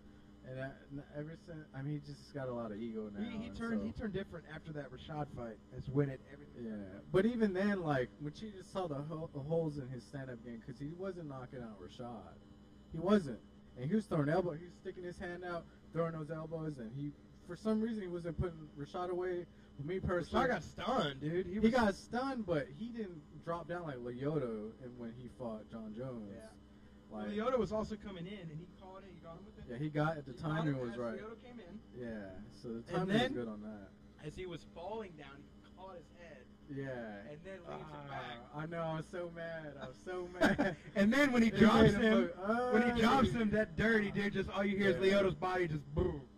Hit the canvas. No, I mean, nothing stopped his head just from eating fucking mat. Just dirt. His body's just so limp. Fucking carpet muncher and shit. Dude, that fight was an amazing fight, man. Yeah, but we'll see what Machida brings. I really do like seeing the dragon come out in him once again, like when he fought Chris Weidman. But if eventually he fights Vitor, so be it. I'm not gonna pick nobody. I mean, I still think Machida is gonna stay wide and probably point him. Well, I mean, how do you outpoint Vitor? Like, he's elusive too. I think he. I mean, not as man. Machida has the takedown defense is out of this world. But Vitor doesn't really go in for takedowns either. I know he doesn't, but he might have to against him because I think Machida just has a crazy stand-up game, and if he's the only one that can take on Anderson Silva, and Vitor got knocked out in the first. What was the first round? First round, dude. So, and I mean, it's up in the air, possibly. What are some super fights that you'd want to see next year that could come potentially to fruition? Like hypothetically, Aldo and Pettis. Aldo Pettis, I'd want to see that too. That would, that'd be amazing. I still think Khabib's gonna take the title, but you know that's my personal opinion. Dude, how good did Anthony Pettis look this last weekend? No, he looked good. How amazing did he look, dude? A lot of people. Here's the thing, man. I heard a lot of people saying that like in that first round with Gil Melendez, like Gil was fighting him, and so Gil did his thing on the ground. Anthony would get back up. Gil was trying to get him against the cage and land like he did during Diego Sanchez and like land these wild punches. And if you notice, Anthony was doing like a lot of like push kicks, and then he was finding his range. Like he was not like throwing wildly, like he was countering. So as he was moving his head, as Gilbert was throwing these wild punches, and he was landing like these just straight down the middle, down the pipe, just landing these punches. And so the first round I gave it to Gil just because of the takedowns, but the second round too was a lot of the same thing. He was coming in, and Anthony was finding these angles, landing these nice counter punches. And then, I mean, but have you seen the way Khabib fights? Like when he backs up, he's like throwing awkward ass punches, like some Russian shit. Only like they'll fucking do. Like, yeah. What he fought that one English student. Did you ever watch that fight? Like he has the bootstrap beard type shit. I can't remember his name, but he ended up beating him when he fought him. Who that dude? Yes, Medeiros, first round sub. Yancy, yeah. I like Yancy Medeiros. He trains with the brothers, right? Diaz brothers. Yeah, he's ghetto. Yeah, he's got to. He does a lot. I mean, you can tell when they start shaking their head and stuff. Yeah. But yeah, I think that would be a good fight. The Anthony Pettis, Jose Aldo super fight. The Lyoto Machida, Anderson Silva. That would be a super fight if they could make that. Yeah. What other super fights could they make? Kane and John Jones. Not next year. That wouldn't happen next year. Man, but I mean, I'd love to see Jones get his ass whooped. But Daniel Cormier is gonna do it for Kane. I'd like to super fight. I'd like to see Eddie Alvarez and Frankie Edgar. They fight the same way. I mean, I don't know too much about Eddie Alvarez, so I mean, I'll watch it, but I can't say I'm like super stoked about it. I'd like to see Geraldo Rivera and Mori.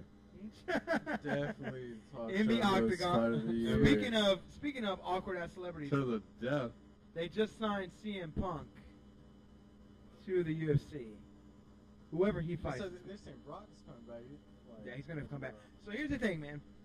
The podcast I listened to, man, one of them, the MMA Insiders, they were talking way before about the Reebok deal, way before it got signed. They were talking about it back in September, how Reebok was going to be the new sponsor for UFC, and there was going to be like a like kind of a uniform thing going on. And now they're saying that there's major talks with Brock with the UFC, and now that CM Punk is signed, like this is even more of a sign probably that Brock's going to come back after after WrestleMania. His contract is done with WWE, and then they're also saying that Monster is going to be the next big sponsor for the UFC because Zion's is no longer with them because Zion's got sold or whatever the fuck, or they're no longer sponsors of the UFC like they used to be. So now, or not Monster. I'm sorry, Monster's not going to be a sponsor. It's Rockstar is going to be the new sponsor. Monster's actually the sponsor for Bellator, and they have a really good partnership with them. Rockstar that used to be with Strikeforce, Elite XC and shit, they're now going to be with. It makes sense. It really does make sense because they were purchased by the UFC. Either way, the organization. Who was purchased by the UFC? Was it XFC or no, that? Oh, Strikeforce. Yeah. So, I mean, Scott Coker has probably the better deal better communication with somebody like Rockstar than Dana White does, but he's working with the Monster, energy drink people. That's who sponsors Bellator. So they need an energy drink sponsor, and Rockstar is there. I mean, I don't see Red Bull sponsoring any UFC events anytime soon. So I don't see why not. It's going to be the biggest sport in the world. Or it's if not, dude, MMA is it's already there. It's the fastest growing sport in the world, dude. It's grown, dude. The techniques and the sport have grown. Like martial arts has moved from leaps and bounds, like way faster in the last 20 years, more than it has over the last like 20 centuries. Martial arts in general. Do you think about that? Like, there's a more effective way to martial art an opponent because of the UFC and because of mixed martial arts, more than there was 20,000 years ago. They didn't have a mixed martial. You ever think about that? I mean, I don't know about 20,000 years ago. I mean, we're probably pretty advanced, chilling in Atlantis and shit. But maybe in the last couple hundred years, yeah, of course, we definitely advanced. Particularly fast. Like you said, within the last, let's say 10 years. I mean, how long have they been doing last 20? It had to been the last 20. Well, no, I mean, if you think about the Ultimate Fighter, I mean, that's really when it made its turn and became mainstream. Like Cody with that choke that he taught John Jones how to use on Machida. But that was amazing. That's when it became mainstream. But when did it become like? Here's the thing, man. Like every 5 years that the UFC's been like out there, like there's been a new generation, and then a generation spike. So every 5 years. So for first 5 years it was like the Hoist Gracie kind of era, and then 5 year mark. You have the Tito era, and you have everybody who falls in the line with that. So Kent Shamrock still holds, like, generation. There's basically 4 generations of, like, UFC, MMA type shit. You have all the early people. You have your Hoist Gracies and your Boss Rutens and your Mark Colemans and everybody, like, in the early days. And then you have the second generation. And some people from the first generation make it over. Like Ken Shamrock made it over, and a little bit of Boss Rutan made it over, but Tito Ortiz, that was his era, right there. Was that second 5 year space, that was his time. And then you have, in the middle of that, you got Matt Hughes coming up, and then in the middle of that you have Chuck Liddell kind of coming up, and then 10 years after the first UFC, you have this resurgence of like this new champions like Chuck Liddell, this new breed. Chuck Liddell, and now you have this generation, Chuck Liddells and your Rich Franklins, and Rashads and stuff like that. And then this fourth generation, you have now your Weidmans and your John Jones and Roy McDonald and your Cain Velasquez and your and GSP was Cain is just an animal. GSP came in at the end of that second generation period, and he has made it all the way through almost 3 periods of people. He's beat the Matt Hughes. He's beat the BJ Penns. Then he beat the John Fitches and Josh Koscheck. Then he beat the new breed, Carlos Condit, Nick Diaz, Johnny Hendricks. He's beaten like 3 generations. Questionable. Dude, you watch the fight again, man. It was all about what you brought that first round. But he's beaten the new breed of people like that have come to fight him. The new breed of people that made him retire. Yeah, you're right. Well, I'm not GSP, so I don't know, man. But hey, your girl's on TV though. I know. I see my girlfriend, Felice Herrig. Hey, baby. You really. I don't. She kind of turns me off. I don't know. She's just too bitchy. Yeah. How'd you know I was gonna say that? Read my mind over there. Because she does have that attitude, like I like Rose. She looks pretty and innocent, but that girl's a bitch. Deep down inside, I love that shit.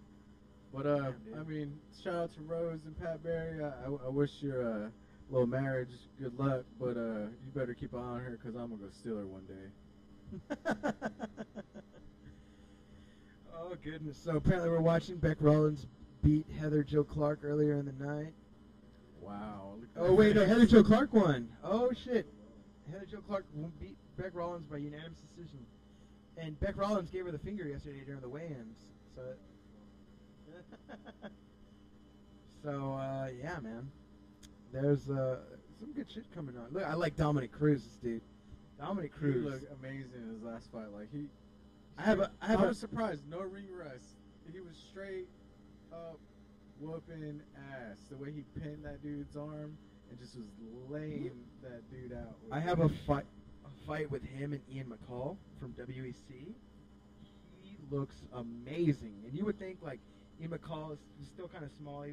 They didn't have a 125 division. They only had a 135. So Ian McCall had a fight at 135, and Ian McCall is moving fast, and Dominic Cruz is moving even faster. The fight just looks amazing, dude. He's always been an amazing athlete. But yeah, man, there's a lot of. I need to grab another beer. Hold me down, John Miller. We'll grab another beer real quick while we're talking. Hey, Ryan's in the building right here.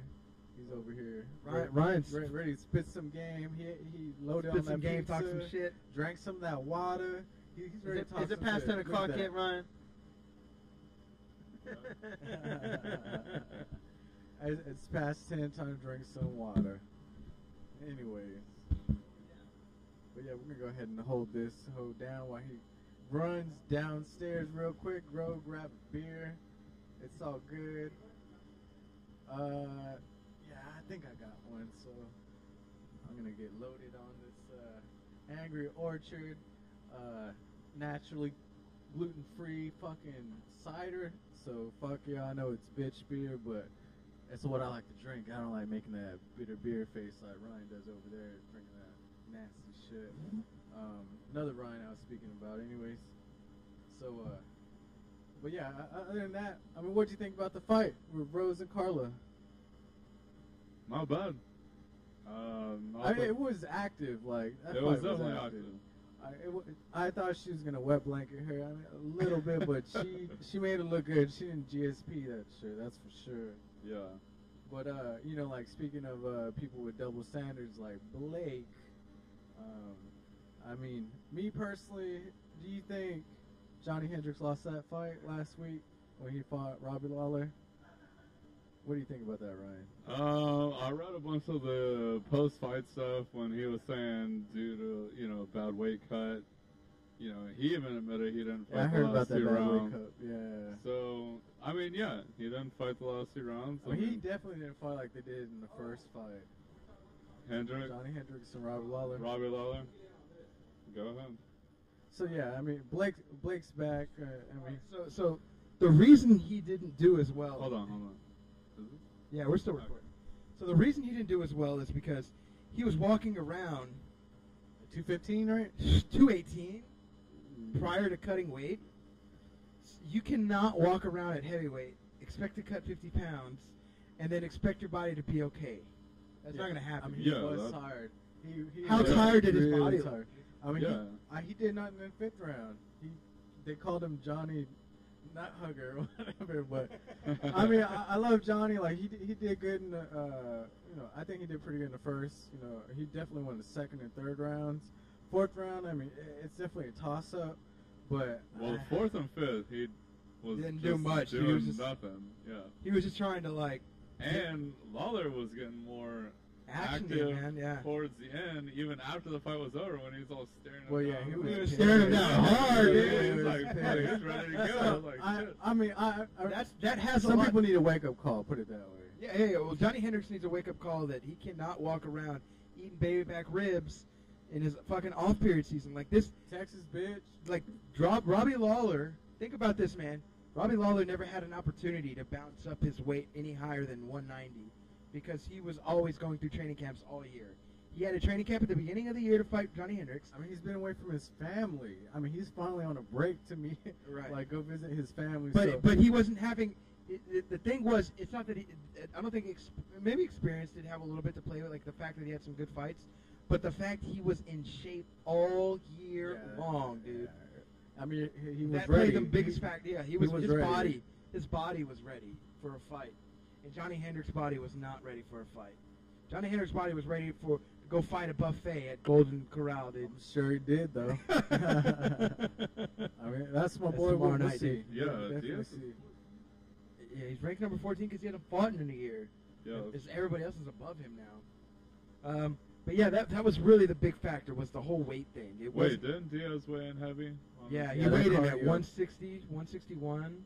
I mean, and then also when you look back at their first fight, it was the opposite. Like Robbie Lawler was the one that gassed out in the 5th round versus Hendricks. I mean, he didn't have the heart that he had in the first fight. Remember I told you last week, like, it was all about going to come down to that 5th round. Johnny Hendricks learned in that GSP fight, everything comes down to that 5th round. And he turned it up on that first Lawler fight. The second fight, he just couldn't do it. And you know who picked up on that first fight? Lawler picked up on it. And he ended the fight like a fucking bat out of hell, dude. Like, he tried. He threw everything. Johnny Hendricks didn't really even look dangerous. And endangered, sorry, not dangerous, but in danger. He probably could have put all into his punches that he wanted to, because he was just... It was too tired. His body was focused on losing weight. Robbie Lawler did all that stuff, but he still didn't even like stun him. He just most of the stuff was blocked, but it just looked good for the end to close it out. I mean, really, you want to close out. He was landing a lot of like knees in that first round, dude. I thought he was going to finish him. Like, those knees he was landing in that first round were just Jesus. I mean, Johnny could take a lot of damage, as you could tell in the first fight. Yeah, I definitely thought Robbie Lawler had him. What was it, a 3rd round in the first fight where he actually was hurt? No, or the 4th? Probably the 4th again. It's like history kind of repeats itself, except opposite. Right. Yeah. Right. It was like there was had some similarities, bear some similarities. The first. I ain't gonna lie, I was salty that Johnny Hendricks lost. I can't even say in the past tense. I'm still salty. When they called that 49-46 scorecard, I was like, what? I bowed my head, and I knew that Johnny Hendricks was gonna win, and I was like, there's no way they called that for Lawler. And then when they said Robbie Lawler, I was like, oh my god! But I mean, what fight were they watching? Like, bro, that one judge, like the other judge who called it 48-47. Okay, I give 48-47. Okay. Yeah. But 49-46. 49-46, maybe, dude. I mean, I'd be happy to give him the second whatever. round. They showed the judges' scorecards. He gave him the second round. Somebody gave him the 1st, 2nd, 4th, and 5th round. Like, what fight were you watching? Like, I wanted Lawler to win, but what fight were you watching? I don't think he won that second round at all. They're probably like, screw this guy. He ain't doing shit in the 4th and 5th. I mean, he did some in the 4th, but the 5th, yeah, he was just hanging on for dear life waiting to eat that buffet. But that's my boy, and I think he's going to come back with a new drive and a wake-up call, and then we're going to see. So do you think Robbie Lawler fights Rory McDonald next? Or do you think he fights Johnny Hendricks next? I think he's going to fight Johnny Hendricks next. A third fight? A third trilogy fight? Yes. Because each one was so close? Exactly. Well, and then, like you said, the whole weight cut was really detrimental to Johnny's health and his whole stamina during that fight. So, yeah, I think if he fights, Johnny Hendricks when he's actually taking care of himself and gives a fuck about what he's eating, eventually I think that it's going to be possibly a different fight. But again, I don't see it being a fight where Robbie knocks him out. I think it's going to be a war just like these last two, and it's going to go to a decision, and we're really going to see who's king in the third fight. King of the ring? It's going to be amazing. Not king of the ring, but king of the ring. I was reading an article this morning that Lawler says he's more interested. Basically said he's more interested in fighting Johnny Hendricks versus Rory. Why don't you try your beer? Oh, he doesn't. The dog does. The dog does. Bitch. You can't have alcohol. It's human food. The dog's trying to get at it. Don't lick your lips at me, dog. Anyways, back to what I was saying. He talked shit back to you. Legitified. Yeah, he growled at you. For real. He's giving you the eye, fuck this hoe. Yeah, anyways, this dog's getting used to getting beat by pussy, so it's all good. He's raising up, posturing up. Jack slapped the shit out of that dog. I don't give no fuck. Is he fixed? No? He's about to fix you. Yeah. Hey yo. But yeah, what were we saying about the Johnny Hendricks? Like, I want to see Roy McDonald get a shot. I'm sick of this shit, dude. I'm sick of all these fucking rematches. I'm sick of all this bullshit. I mean, they're gonna have a trilogy fight. Yeah, I mean, I'm not saying I wouldn't want to Robbie see does it. not want to fight Rory. The only reason he beat Rory is because the judge stood them up. That's the only reason he. Rory won apparently that in fight. that fight too had a fractured ankle, which explains a lot because he did not move in that fight a lot. So he got hit a Robbie lot. Lawler looked bad in that fight. Robbie Lawler looked good in that fight. What are you talking about? Nah, when they stood him up, but other than that, no, he did not look good. I mean, he I had him winning 2-1 during that fight. Yeah, I mean, but the thing about Rory, he has a way of making anybody look horrible like shit. He neutralizes their striking or whatever, and he does what he does best is just kind of pick people apart and use his wrestling, that GSP, your main man, taught him how to utilize. So Roy McDonald's dangerous, dude. He's dangerous to anybody. I like him. I really liked him when he was doing all those suplexes. Now he's not that crazy no more. He's coming out with some nice combinations. So. No, he does. I mean, his combination. Tarek Zafferdine knockout? Who does that? Yeah, no. Who does that to Tarek Zafferdine, dude? It's like nobody. A psycho? Psycho, dude. Somebody who's psycho. That designs clothes and that looks like he could fucking kill you on his free time.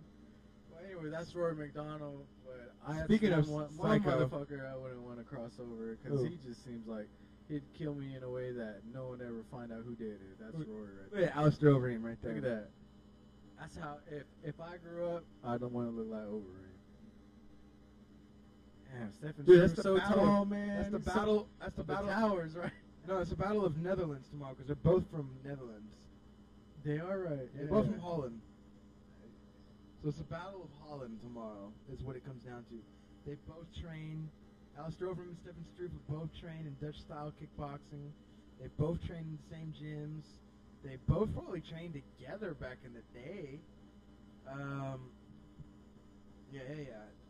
don't know, man. That's going to be a good fight. Now, the funny thing about tonight, though, is that they're fighting at the Palms, and Dana White kind of shunned the Palms. The Palms used to be where all the Ultimate finales were,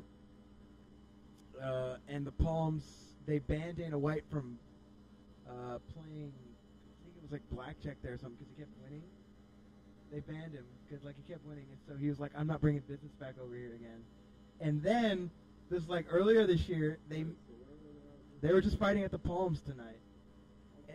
And that's he brought business back because they gave him they made him a belt that said Dana White's the best blackjack player or something. They made him a UFC belt, and so they kind of were we'll be nice to you. Shit, he brings a lot of money. He brings a fuck ton of money, dude. The Ultimate Fighter. That's fucking stupid to ban somebody like that. Yeah, dude.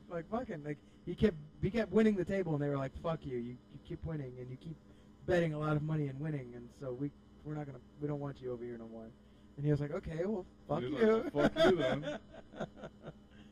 Yeah, dude, what a fucking guy, man. What a character. I don't know. I like Dana White, man. I think we'd be friends if we met each other. But I don't know. Maybe not. Maybe I hope so. I'm flying his jet with Conor McGregor. Get out of my back. That dog's on my back. There's a dog running around over here in my bag. But yeah, who do you have picked for tomorrow's fights? Junior Dos Santos, Stipe Miocic. Anybody in particular, man? Going Dos Santos. With a knockout? You think he can knock it out? Or you think he's gonna take it 5 rounds, dude? I've never seen him go 5 rounds. Well, I have with Kane, but no, I mean I'll probably go knockout. Yeah. What about fight before that one? The Dos Anjos and Diaz. Who do you have on that one, man? Who do you got? All right, so I got Dos Santos with a knockout. I've got Dos Anjos. I've got him taking it all the way. Look at that. Dude. His boxing is just crisp. Look at that. A kick. Mark Hunt. Dos Santos can knock out anybody if you can knock out Mark Hunt, dude. I'm sorry. Oh, yeah. So I got him winning by KO. I got Dos Santos taking it to decision. I've got Alistair Overeem taking it with a KO. And I've got Matt Mitrione KO and Gabriel Gonzaga. So, I mean, I would like to see. I'm interested to see how. I like the Diaz brothers anyway, so I'm always down to watch them. I don't want to discount the the Nate Diaz, but I don't know how a year off is going to do him any good. Yeah. Like coming in out of weight is going to do him any good. Like what benefit? Like how is he? What kind of shape is he coming in if he can't even make weight? Yeah. How much was he over anyway? 5 pounds. He weighed in at like 160, 161. The weight limit's like 160, 156. Is he doing 10 or 20% of his purse? Yeah, they gotta give him 20% of his purse. Okay. He said he wasn't gonna cut no more weight. Yeah, fuck that. Typical Diaz fashion. Oh man. So yeah. I don't know, man. This podcast is it's going good so far for our second one, I think. The fights are coming to a close, and I think we might be coming to a close here in a few minutes. We've gone a little bit longer than we did last time, which I'm a bit excited about. Kind of kept the energy going, and again, just kind of loaded it up and joked it up and MMA'd it up. How do you feel about the second one so far, Ryan? Oh, I sat out most of it. So You've been listening. You've been listening to it though. How you? Yeah. Maybe you just need to get some food in your system, eh? Yeah, I need to eat. I'm starving. Yeah, man. Who do you got tomorrow though for the 4 fights? So. Mitrione. You think Mitrione's gonna beat Gonzaga? You think he's gonna KO him? I don't know. We'll see. What's the second fight? Well, it's Gonzaga, Mitrione, then it's Alistair, Stephen Struve. Oh yeah, I got Alistair on that. You think he's gonna KO Struve? Okay. Yeah, I think Diaz is gonna lose, and I'm going for Santos. Going for Dos Santos. Do you think that Diaz is gonna get knocked out? Do you think he's gonna get just outplayed, outworked? I don't know yet. I mean, we'll see what happens, but Dos Santos he knocked out Vincent Henderson that last fight. Yeah, I think he's gonna win. I don't know how yet. Yeah, he's pretty dynamic. That's a fucking watching the replay of the Carlos Esparza Rose Namajunas, and that was just the last round and a half were just a brutal beatdown of. Yeah, that's. It showed the experience level of where Carlos Esparza is at, and where Rose Namajunas is at. You know. Where she'll get to. Where she can be at. She can be there one day, dude. Definitely. She's 3-2 right now. There's no shame in that. Because she won. How old is she? She's young. She's 23? Yeah, 23. That's right. But she won all 3 of her fights in the house. Yeah. So that's got to do something to your head. You're like, fuck yeah, dude. Like, even though they're exhibition fights, they don't count for anything. In your head, you're like, well, fuck that. Like, I know I'm better. Yeah, you know that you're winning fight. Right. Yeah. I know I can. I lost to the champion. Who gives a fuck? I'm gonna come back and beat everybody else again. If she goes and fights somebody else she already beat in the house, like she's gonna walk in there and be like, I'm gonna run over you. I know how to beat you. You know. Yeah. So, yeah, man. I'm. Tonight's fights were good, man. I wish we would have caught the. Yeah, I wish we saw that beginning fight. The first one, so I got those recorded at the house though, so it's no worries. And we can always hook up my laptop. I've got like again 40 gigs worth of fights, dude. Yeah. I've got kickboxing fights. I've got a whole bunch of MMA fights. I've got boxing fights. I've got Mark Hunt doing K1. I've got Crow Cop doing K1. I've got Alistair Overeem doing K1. Nice. I've got Fedor fights. I've got early Conor McGregor fights. I've got like. I saw a couple of those from. Did you watch my YouTube? BJ Penn posted. Oh, okay, yeah. I've got Conor McGregor fights. I've got like pre-tattoos and all that shit. Yeah, I got some early Conor McGregor shit, man. Let's see. I've got both of his losses. They were both submission, but I've got all of his wins. They were all TKO, Nice. except for one submission. I got some WEC fights. I got UFC, Strikeforce, XFC. I've got Kimbo fights. I got Bellator. YouTube has Kimbo fights. I've got all the Kimbo fights, actually. Yeah, I've got all of them. Yeah, but I'm talking about. He's talking about the street fight. Oh yeah, those don't even matter, dude, because there's no knees and no he kicks. was fighting nobody, anyways. Dude, when the one where he knocked out that dude's eye, that was cool. That's what I'm talking about. That was crazy.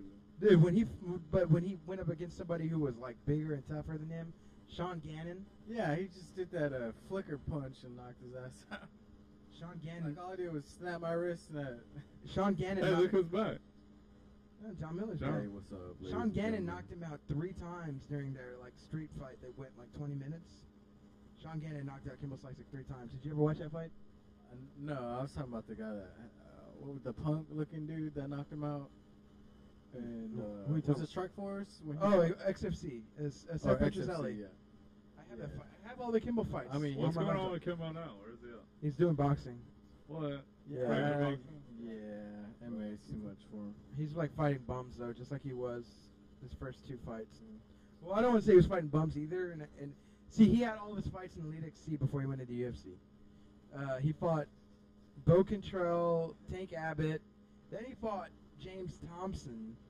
And James Thompson's no punk, dude. But fuck, I remember Tank Abbott. He fought Tank Abbott his second fight, won by knockout. Yeah, I remember that. His third fight was James Thompson. James Thompson, the old school pride guy, but he won because he hit him in the ear, and the guy had cauliflower ear and exploded. That was pre-Leslie Smith type shit. Yeah. And then his that was nasty. His fourth fight, he fought Seth Petrozelli. Seth Petrozelli knocked him out. And then his 5th fight, he fought Houston Alexander, and he won. And then his 6th fight, he fought Matt Mitrione, and he lost. And they kicked him out of the UFC after that. So that was the short-lived career of Kimbo Slice. Yeah, so I never thought much of him, but he looked really good in the James Thompson fight. You ever a chance to watch it? But anyways, yeah, Elite XC. I've got the Gina Carano fought in that organization. I've got a Robbie Lawler fight when he fought for the middleweight belt. He fought Shogun's brother, Ninja Hua. I haven't seen that fight. Yeah, I've got that fight, man. It's a legit fight. Fuck, put that fight on. We put that fight on. Well, yeah, we'll put that fight on. We'll put a couple other fights on. Any closing words you want to say? Well, there's our last few minutes of the podcast. I think this is gonna be the last one before the new year. Do you have anything you want to say to anybody outside? Yeah, America. Ryan, do you have anything? Your last few minutes you want to say? Fuck no. Any closing thoughts? I mean, really, all I gotta say is drink some beer, eat, get loaded on whatever you love to do, and enjoy MMA just like the rest of us. Because, like Dana said, it's in our DNA. Yeah, no. I think that's a good thing, and I think this podcast. I like this podcast. We didn't happen to have our guests, but I think this is kind of the inside of you learn about the Joes, where they learned. And, we didn't know what we don't know. We know where John watched his first UFC fight. We know about my story. You know whose story we don't know about? Ryan's. It's for another episode. Goddamn right. Ryan is a man of mystery. Water. He's like water. He's like water. He's like Bruce Lee. Like water, my friend. It must be like water. Jesus. He's my buddy. He's not the young lion. I the old lion. I call him beat the young lion because my buddy Jesus. He helped. That's my Vitor impression. I love it. Don't make me do my Vanderlei. I'm gonna hold. It's so funny. They told the jiu-jitsu. I learned my Muay Thai, and I fight everybody's, and that away, he not sure me no good, and the jogo test, I não test, no jogo, no positive, and the Chael Sonnen, he not a good person, but I going to punch his face when I see, cause fuck aqui, and yeah, that's but I show him my Muay Thai because it's Chael Sonnen. That's my Vanderlei. On point. Well, anyways, it's been a good night so far. We over here have Blake doing the voices and on point expressions of what he thinks Brazilians talk a lot or alike. But it's been a good night so far. So far it is. And we'll see you Next year. Next year. We've January 2nd. Don't forget to miss us again. You can find us. We're closing out this episode of the Loaded Joe's MMA podcast, but don't forget you can find us on iTunes and Stitcher. Go ahead, subscribe, click like, go ahead and rate us. Go ahead and find us on YouTube. Go ahead and find us on Twitter at Loaded Joe's MMA. Loaded Joe. You can find me on Twitter as well. Blake Weather Stevenson. It's just Blake Stevenson with a PH. And yeah, we look forward to seeing you next year. Everybody have a great Christmas. Have a great vacation. And it's Christmas. I don't give a fuck about all this holiday bullshit. The Canadians, goddammit, learn to say out. Just out. O-U-T out, goddammit. And Ryan, you got any closing remarks? No, son. He's mysterious. He's keeping it mysterious. He's keeping it gangster over here. All right, guys, we love you again. Thank you for listening to another episode of Loaded Joe's MMA podcast. Again, just have a great holiday season, a great Christmas season. Merry Christmas, and we'll see you next year. All right, bye. See? Shouts to Stitcher Radio. Find us on Stitcher. Loaded Joe's MMA.